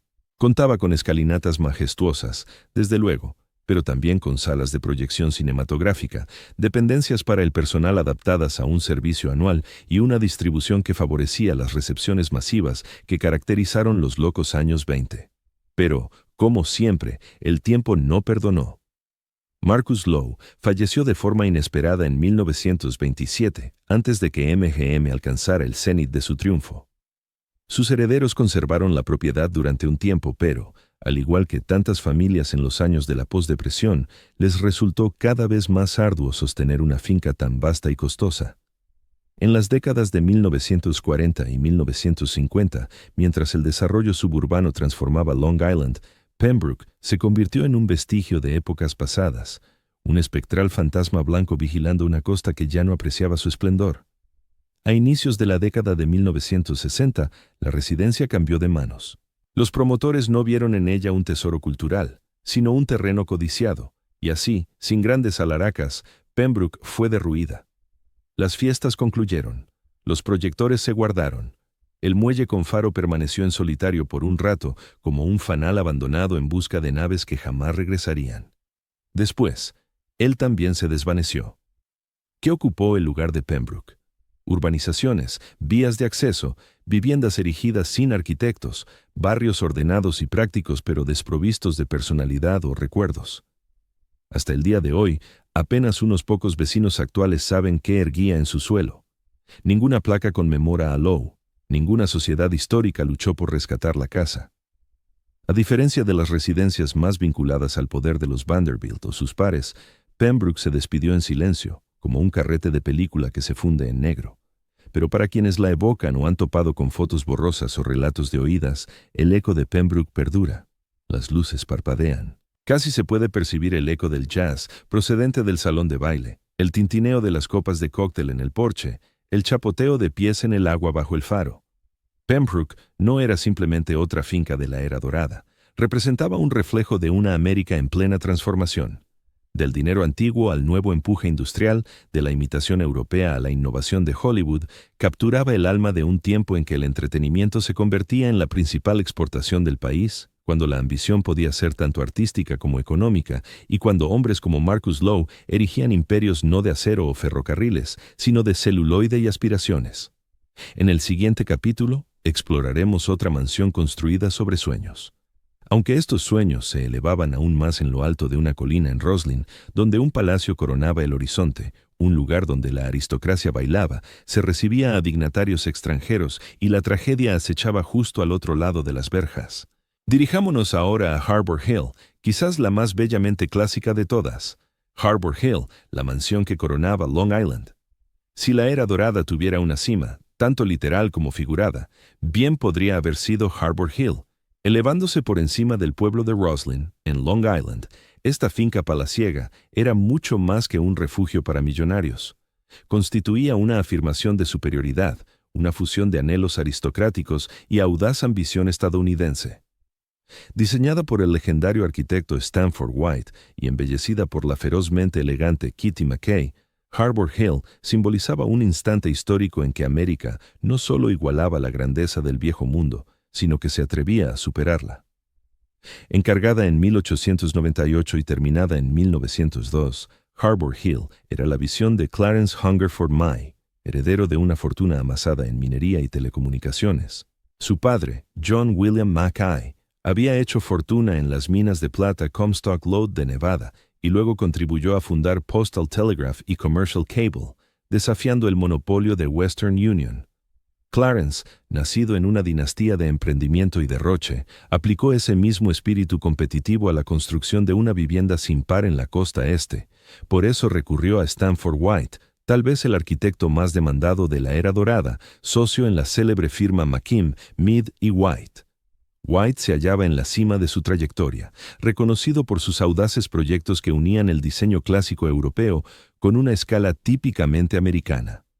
Harbor Hill se convertiría en una de sus obras maestras y trágicamente en una de las últimas, ya que White fue asesinado en 1906 en uno de los casos más escandalosos de la época. El emplazamiento en sí era imponente, una colina de 375 pies de altura con vistas dominantes sobre Hempstead Harbor y en días claros, incluso el lejano skyline de Manhattan. White concibió la mansión en estilo barroco francés de Luis XIV, con una fachada simétrica de piedra caliza, techo de pizarra de fuerte inclinación, ventanas dormitorios ornamentadas y terrazas con columnas. Parecía menos una casa y más un château, que se había desviado del Valle del Loira para extraviarse en el condado de Nassau. Pero si el exterior resultaba regio, el interior era totalmente teatral.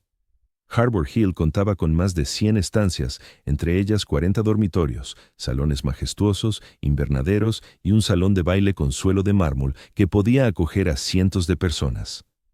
El elemento central de la mansión era el gran salón, con su enorme chimenea, vigas talladas en el techo y panoramas que se extendían sin fin sobre el estrecho. Sin embargo, pese a toda la ambición de Clarence May, fue su esposa, Catherine Kitty May, quien dejó la huella más profunda en el interior del hogar.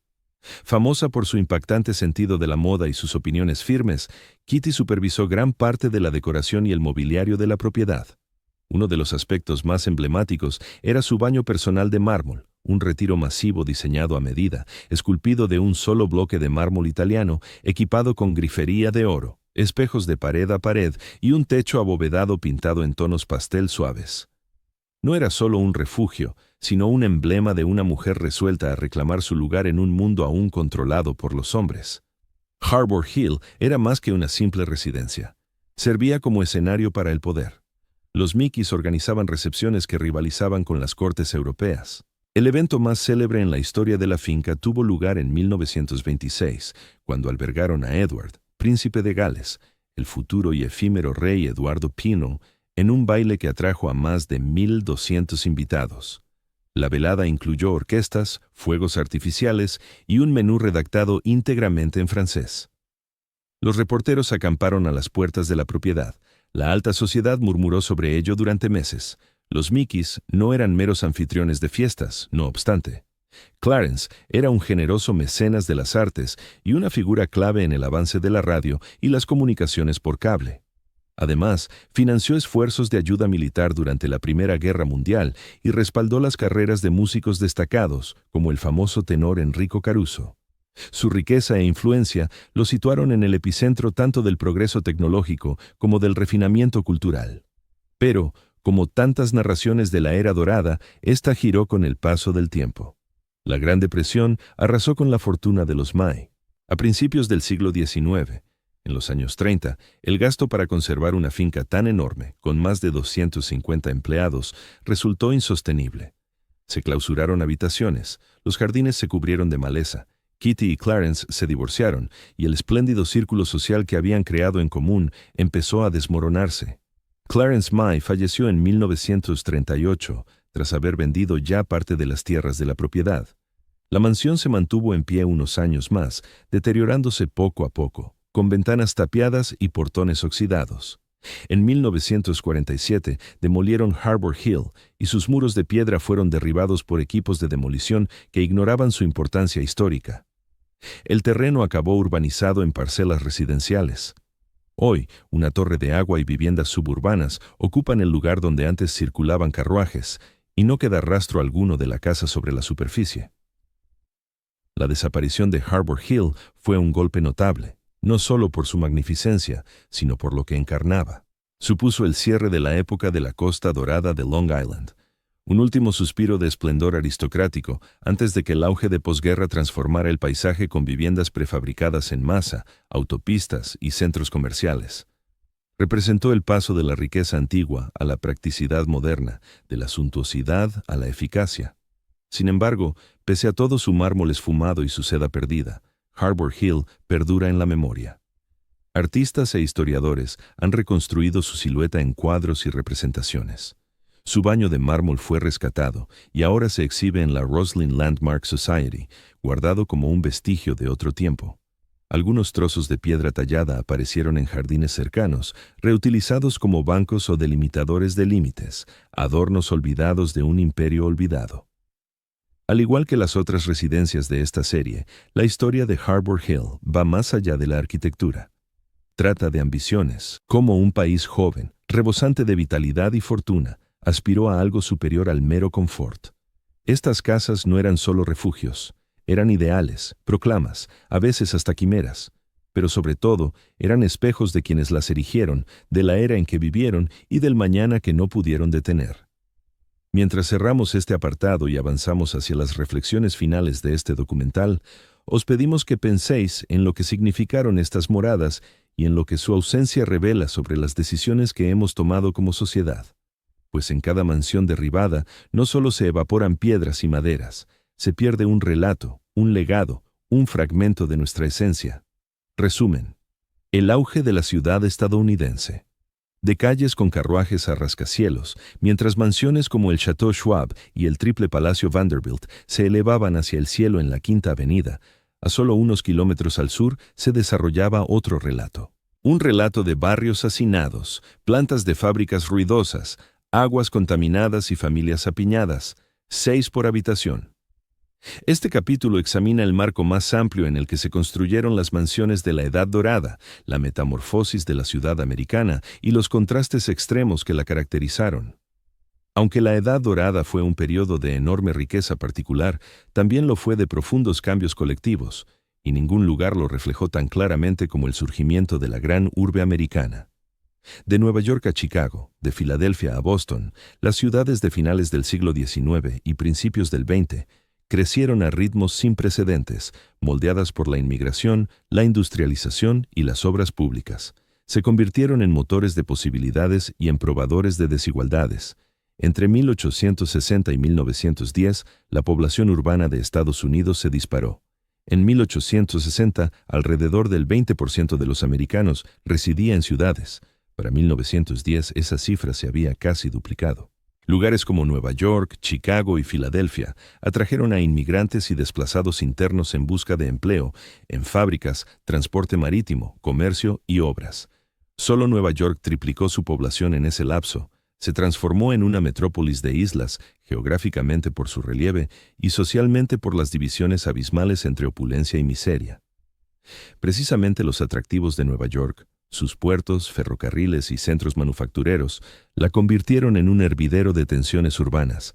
La red de servicios no daba abasto, calles pensadas para caballos y carruajes se saturaron con tranvías, autobuses y, al final, coches. Los sistemas de saneamiento colapsaron. La vivienda se volvió mercancía y problema a la vez. Mientras las residencias de la élite se alzaban junto al Central Park y el Upper East Side, los barrios de conventillos en el Lower East Side se convirtieron en las zonas más densamente pobladas del planeta. Erigidos inicialmente como alojamientos multifamiliares, estos edificios pronto se degradaron en espacios superpoblados, sin aire y frecuentemente peligrosos. No era raro que 20 familias compartieran una sola bomba de agua o un váter. La circulación de aire era deficiente, la luz solar escasa y las epidemias se propagaban con facilidad. La tuberculosis, la difteria y el tifus eran habituales. Las tasas de mortalidad eran elevadas, sobre todo entre los niños. Estos inmuebles albergaban mayoritariamente a inmigrantes recién llegados de Irlanda, Italia, Alemania, Rusia y Europa del Este. Muchos escapaban de la miseria o la opresión en sus países de origen, solo para verse atrapados en una forma distinta de aflicción. La inmigración durante esa época fue una verdadera batalla en Estados Unidos. Laboraban en talleres clandestinos y factorías, vendían mercancías desde carretillas ambulantes y erigieron la infraestructura física de la urbe. puentes, túneles, metros y edificaciones. Reformadores sociales como Jacob Rhee pusieron el foco en esas condiciones de vida mediante reportajes fotográficos como Cómo vive la otra mitad, de 1890, que impactaron a lectores de clase media y alta con visiones de espacios hacinados, niños durmiendo en sótanos y familias comiendo junto a alcantarillas abiertas. Rhee no se limitó a registrar el padecimiento.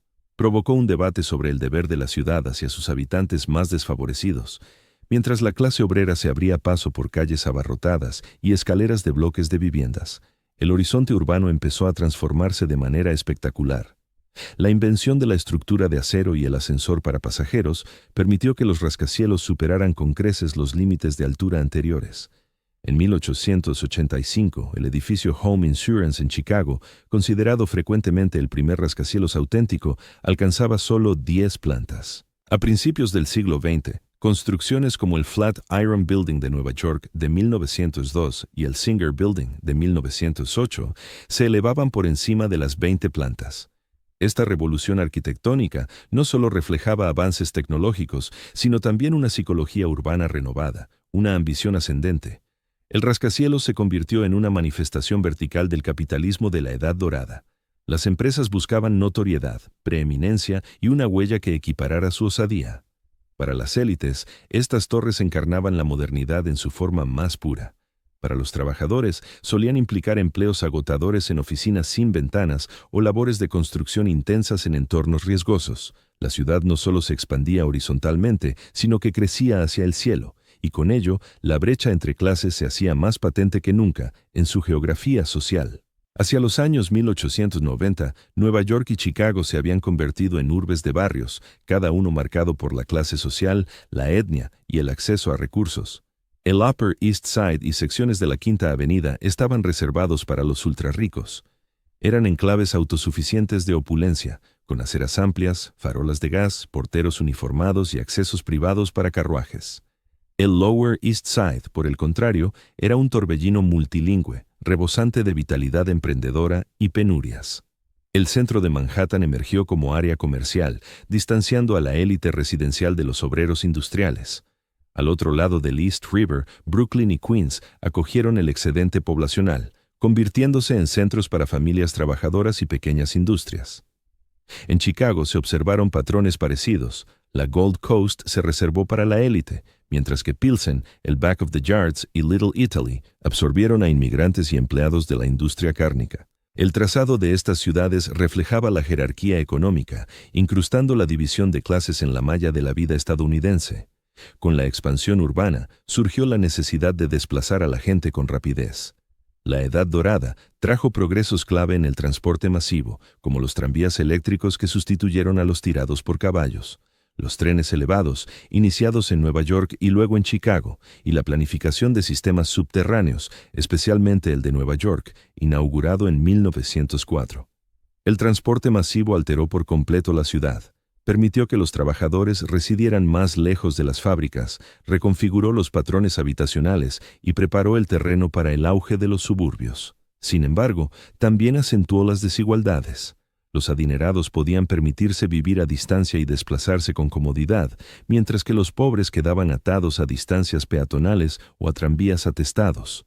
Las ciudades se transformaron en espacios de movilidad, pero el acceso a esa movilidad era profundamente desigual. A finales del siglo XIX y principios del XX, se produjeron avances notables en la tecnología urbana.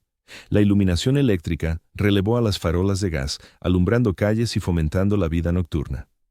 La fontanería interior y la purificación del agua mejoraron la salud pública, aunque con retrasos en zonas pobres. Los teléfonos unieron empresas y hogares, si bien el servicio era estratificado. Grandes almacenes como Macy's y Marshall Fields redefinieron el espacio público para las mujeres, ofreciendo una excusa decorosa para salir a la ciudad. Cada novedad convertía la urbe en algo más moderno y al mismo tiempo más fragmentado. Toda innovación brindaba facilidades a unos y exclusión a otros. Mientras las ciudades crecían en tamaño y complejidad, aumentó el clamor público. Reformadores como Jane Addams en Chicago, con la Hull House, Lillian Wald en Nueva York, con el Henry Street Settlement, y varios periodistas de investigación comenzaron a exigir modificaciones en las leyes laborales, códigos habitacionales, salud pública y educación. Su labor sentó las bases para lo que sería la era progresista, que sucedió inmediatamente a la Edad Dorada. Aún así, la oposición a las reformas persistía entre las élites que temían mayores impuestos, regulaciones o intromisiones en su modo de vida. Para 1910, la ciudad estadounidense era irreconocible respecto a lo que había sido solo 50 años antes. Los carruajes de caballos ahora compartían calles con tranvías eléctricos y automóviles. Bloques de viviendas pobres y torres se erguían una al lado de la otra. De un vistazo se podía percibir lujo, miseria, invención y tensión. Las ciudades se habían convertido en motores de la modernidad estadounidense y en espejos de su desigualdad. Esta dualidad, el contraste entre el Palacio de Mármol de B y las fotos de barrios pobres de Riis, entre la Quinta Avenida de Vanderbilt y un modesto piso de inmigrantes polacos junto a las vías del tren, resulta clave para captar el espíritu de la Edad Dorada. Aquellas residencias opulentas no surgieron en un vacío, se erigieron sobre, al lado y en medio de un entorno urbano en plena transformación. Un panorama marcado por ilusiones y penurias en partes iguales. Esa es la auténtica causa de su declive. El paulatino ocaso del sueño dorado. Mientras hemos recorrido los salones y las crónicas de estas mansiones olvidadas de la Edad Dorada, se dibuja un esquema claro, no solo en lo arquitectónico, sino en lo cultural más profundo.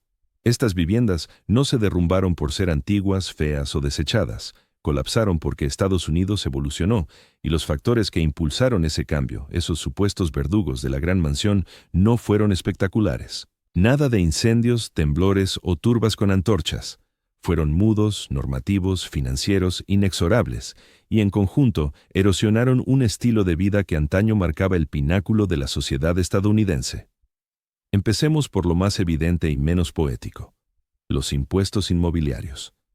En la era dorada, los potentados ejercían un poder inmenso y desembolsaban sumas modestas por sus bienes.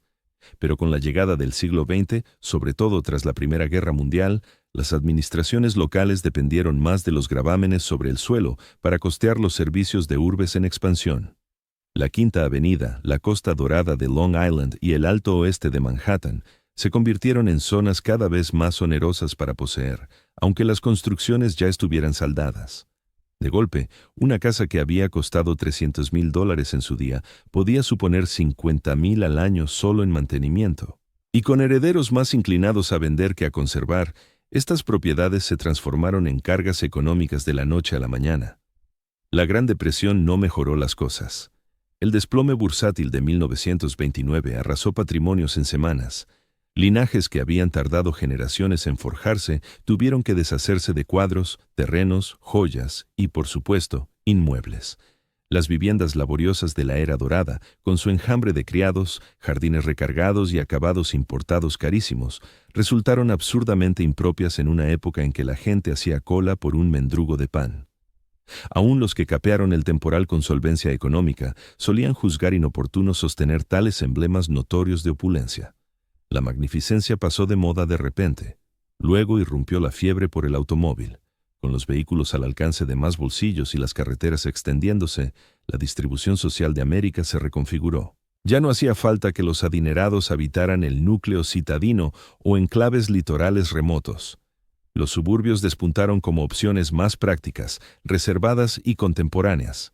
La noción de una mansión urbana con 2 docenas de sirvientes empezó a parecer no solo arcaica, sino un estorbo. La hornada fresca de millonarios y figuras culturales no anhelaba herencias grandiosas. Preferían agilidad, avances y autonomía. El golpe definitivo provino del subsuelo mismo de estas casas, la enajenación de derechos aéreos. En metrópolis como Nueva York, el terreno valía más que lo erigido sobre él. Los promotores adquirían no solo un solar, sino el permiso legal para elevarse por encima de una edificación. Así, una mansión que ocupaba una manzana entera podía ser derribada para dar paso a un rascacielos de oficinas de 20 plantas o un torreón de apartamentos de lujo. Los estímulos urbanísticos y la ausencia de normativas de salvaguarda avivaron esta corriente. Las antiguas residencias se tachaban de suelos mal aprovechados o densidades deficientes. La estética no figuraba en los balances de los constructores y, lo decisivo, no existían leyes de protección. Hasta los años 60, la ciudad de Nueva York carecía de un marco jurídico para resguardar hitos arquitectónicos o patrimoniales. Cada mansión mencionada en este reportaje fue arrasada con total legalidad, sin revisiones obligatorias, sin evaluaciones de impacto histórico, sin audiencias públicas. Si eras el dueño del lote y tenías un proyecto, podías demolerlo. Punto final. Y así, una tras otra, las mansiones desaparecieron. Algunas se desmantelaron por partes, con lámparas de araña subastadas y chimeneas de mármol enviadas a ultramar.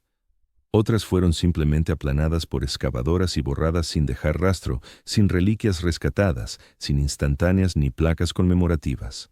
En bastantes ocasiones, incluso las familias propietarias dudaban en oponerse. Una era nueva había amanecido, y el ayer se percibía como escombros, no como legado. Pero aunque las casas se esfumaran, sus conceptos perduraron. Sobrevivieron en relatos, películas, salas de museos y en el silueta altivo del Manhattan actual, donde su vacío aún se nota.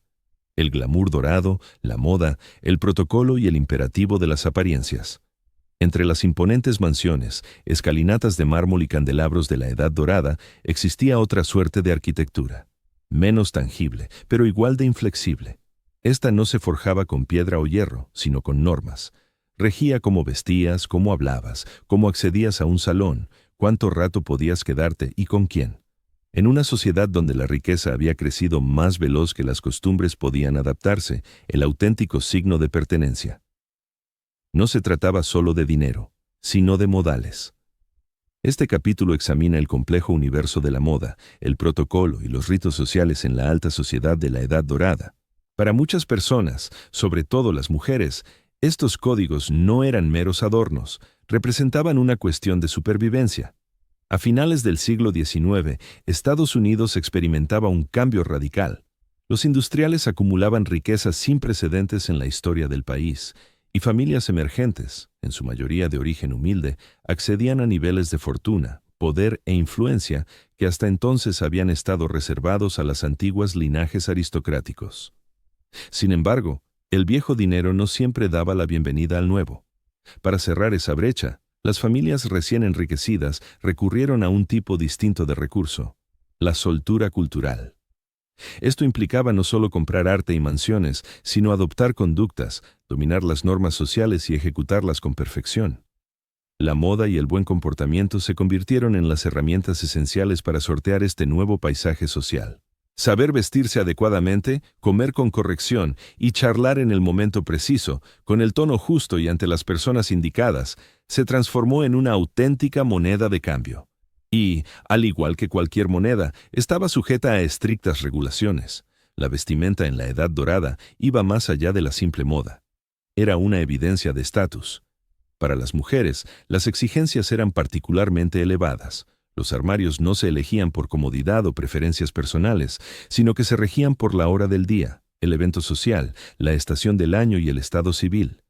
Una dama de buena cuna o bien casada podía cambiarse de ropa hasta 6 veces al día, pasando del vestido de mañana al traje para pasear, luego al atuendo para el almuerzo, la prenda para la recepción de la tarde, el vestido de cena y, por último, el traje de gala para el baile. Un solo vestido de noche podía equivaler al salario anual de una familia obrera. Estas prendas se encargaban a medida en casas de moda parisinas como la de Charles Frederick Worth, e incorporaban capas de seda, terciopelo y encaje, bordados hechos a mano, plumas importadas y adornos con joyas. Los corsés eran obligatorios, no opcionales. Los trenes podían extenderse varios pies detrás de quien los llevaba, a pesar de su molestia. Los accesorios resultaban indispensables. Guantes, abanicos, tiaras, chales, broches y sombrillas transmitían mensajes sobre el gusto, la opulencia y la posición social. Las manos y el rostro de una mujer nunca debían mostrarse en público sin el debido atavío. Las joyas, en especial diamantes y perlas, se reservaban para las casadas durante la noche, mientras que las solteras debían mantener una contención notable. La moda masculina, aunque más convencional, no dejaba de estar codificada. El frac adecuado, el chaleco, la corbata y los guantes indicaban respetabilidad. Los sombreros eran imprescindibles, al igual que los zapatos de charol para las veladas. Un hombre que luciera una chaqueta de cena en un acto inapropiado podía arruinar su prestigio, y por ende, el de su familia. El resultado era una cultura de disciplina visual, en la que vestirse se convertía en una táctica social. El atuendo correcto podía abrir puertas, el equivocado, cerrarlas de golpe. Para preservar el orden en este mundo tan jerarquizado, proliferaron los manuales de urbanidad y las academias de refinamiento. Obras como The Lady's Book of Etiquette de Florence Hartley, 1860, o Social Life de Mrs. Sherwood, 1874, se convirtieron en éxitos de ventas entre la élite aspirante. Estos libros abarcaban desde cómo descender una escalera sin ofender hasta cómo dirigirse a una duquesa visitante. Las escuelas de acabado para jóvenes en el noreste del país impartían no solo porte correcto, sino también idiomas y labores de aguja. Las hijas de los adinerados se preparaban para ser no solo decorativas, sino activos sociales estratégicos, aptas para organizar recepciones, concertar matrimonios y desenvolverse en intrincadas escalas sociales. Incluso las presentaciones seguían normas estrictas. Una mujer no podía conocer a un hombre sin que un conocido común mediara. Las tarjetas de visita servían para solicitar encuentros, y no devolver una llamada en el plazo esperado se interpretaba como un desaire. Las cenas contaban con su propio guión. El anfitrión decidía el asiento. Los temas de charla se controlaban, nada de política ni religión salvo autorización expresa. Los cubiertos debían usarse con precisión al estilo europeo o americano, según la zona y el origen. Un error podía delatar a alguien como intruso, por muy acaudalado que fuera. Quizá la manifestación más representativa de esta maquinaria social fuera la temporada de debutantes, la presentación oficial de las jóvenes de clase alta como candidatas al matrimonio. Una debutante no se anunciaba de forma simple, se exhibía a través de una secuencia de actos meticulosamente planeados, como tés privados, almuerzos, bailes benéficos y cenas formales. Todo culminaba en su debut en un gran baile social, como el célebre Patriarch's Ball o las reuniones privadas de Caroline Astor, donde vestía de blanco, lucía perlas o una reliquia familiar y debía encarnar el estatus de su linaje con elegancia y compostura. Tras bastidores, se trataba de un asunto de alto riesgo. Las madres tramaban alianzas sociales, las invitaciones se gestionaban con la exactitud de una contienda política. A las hijas se les advertía a menudo, una palabra imprudente, un paso en falso, y el nombre familiar podía quedar manchado socialmente para siempre. Durante décadas, el matrimonio se erigía como el objetivo principal, no solo por romance, sino para amalgamar fortunas, linajes y prestigio social. Estos ritos imitaban la nobleza europea, aunque se moldeaban a la peculiar fusión americana de pudor protestante y afán capitalista. En tales marcos, las mujeres contaban con escaso poder oficial, pero ejercían una influencia cultural inmensa. La dueña de la casa dictaba el ambiente doméstico y organizaba su agenda social. Elegía a los invitados, diseñaba los menús, escogía los atuendos del servicio y supervisaba la imagen pública de la familia. Un mero comentario de una anfitriona destacada podía realzar o arruinar el estatus social de otra dama. Este esquema otorgaba a las mujeres adineradas un ámbito de dominio limitado, pero efectivo. Su fama, refinamiento y hospitalidad actuaban como sus herramientas. Se les exigía ser ornamentales, sumisas y castas, pero también astutas, estratégicas y siempre serenas. Sin embargo, este entorno resultaba asfixiante. La presión de las expectativas, las limitaciones de la vestimenta y el protocolo, junto con la ausencia de autonomía, solían provocar revueltas íntimas, separaciones discretas, romances clandestinos o actividades benéficas que servían como válvulas de escape del escenario hogareño. A inicios del siglo XX, la estructura del decoro de la Edad Dorada empezó a resquebrajarse. La era progresista, seguida de la Primera Guerra Mundial, transformó los valores colectivos. Las mujeres se incorporaron al mundo laboral, el corsé cayó en desuso, la costumbre de las debutantes perdió vigor, incluso la moda reflejó esos cambios, siluetas más sencillas, tejidos holgados y un repudio a la rigidez formal. Aún así, residuos de ese universo perduran. En la alta costura, los saraos sociales, las galas solidarias y el atractivo perdurable del estilo de la vieja aristocracia. Percibimos las huellas del código de apariencias de la Edad Dorada. Para las mujeres de aquella época, la elegancia iba más allá de la seda y la plata. Constituía un conjunto de normas mediante las que gestionaban influencia, presencia e identidad en un mundo diseñado para varones. En el próximo apartado, Abandonaremos los salones para adentrarnos en las acerías y explorar a los obreros y plantas industriales que impulsaron las riquezas detrás de estos ceremoniales. Pues por cada vestido de gala y cena con mayordomo, había una caldera de carbón, un molino textil y una jornada de 14 horas al pie de la escala americana de herencia y progreso. Lo que conservamos define nuestra esencia. El borrado paulatino de la era dorada dejó huellas en el territorio, pero también en el alma cultural de una nación.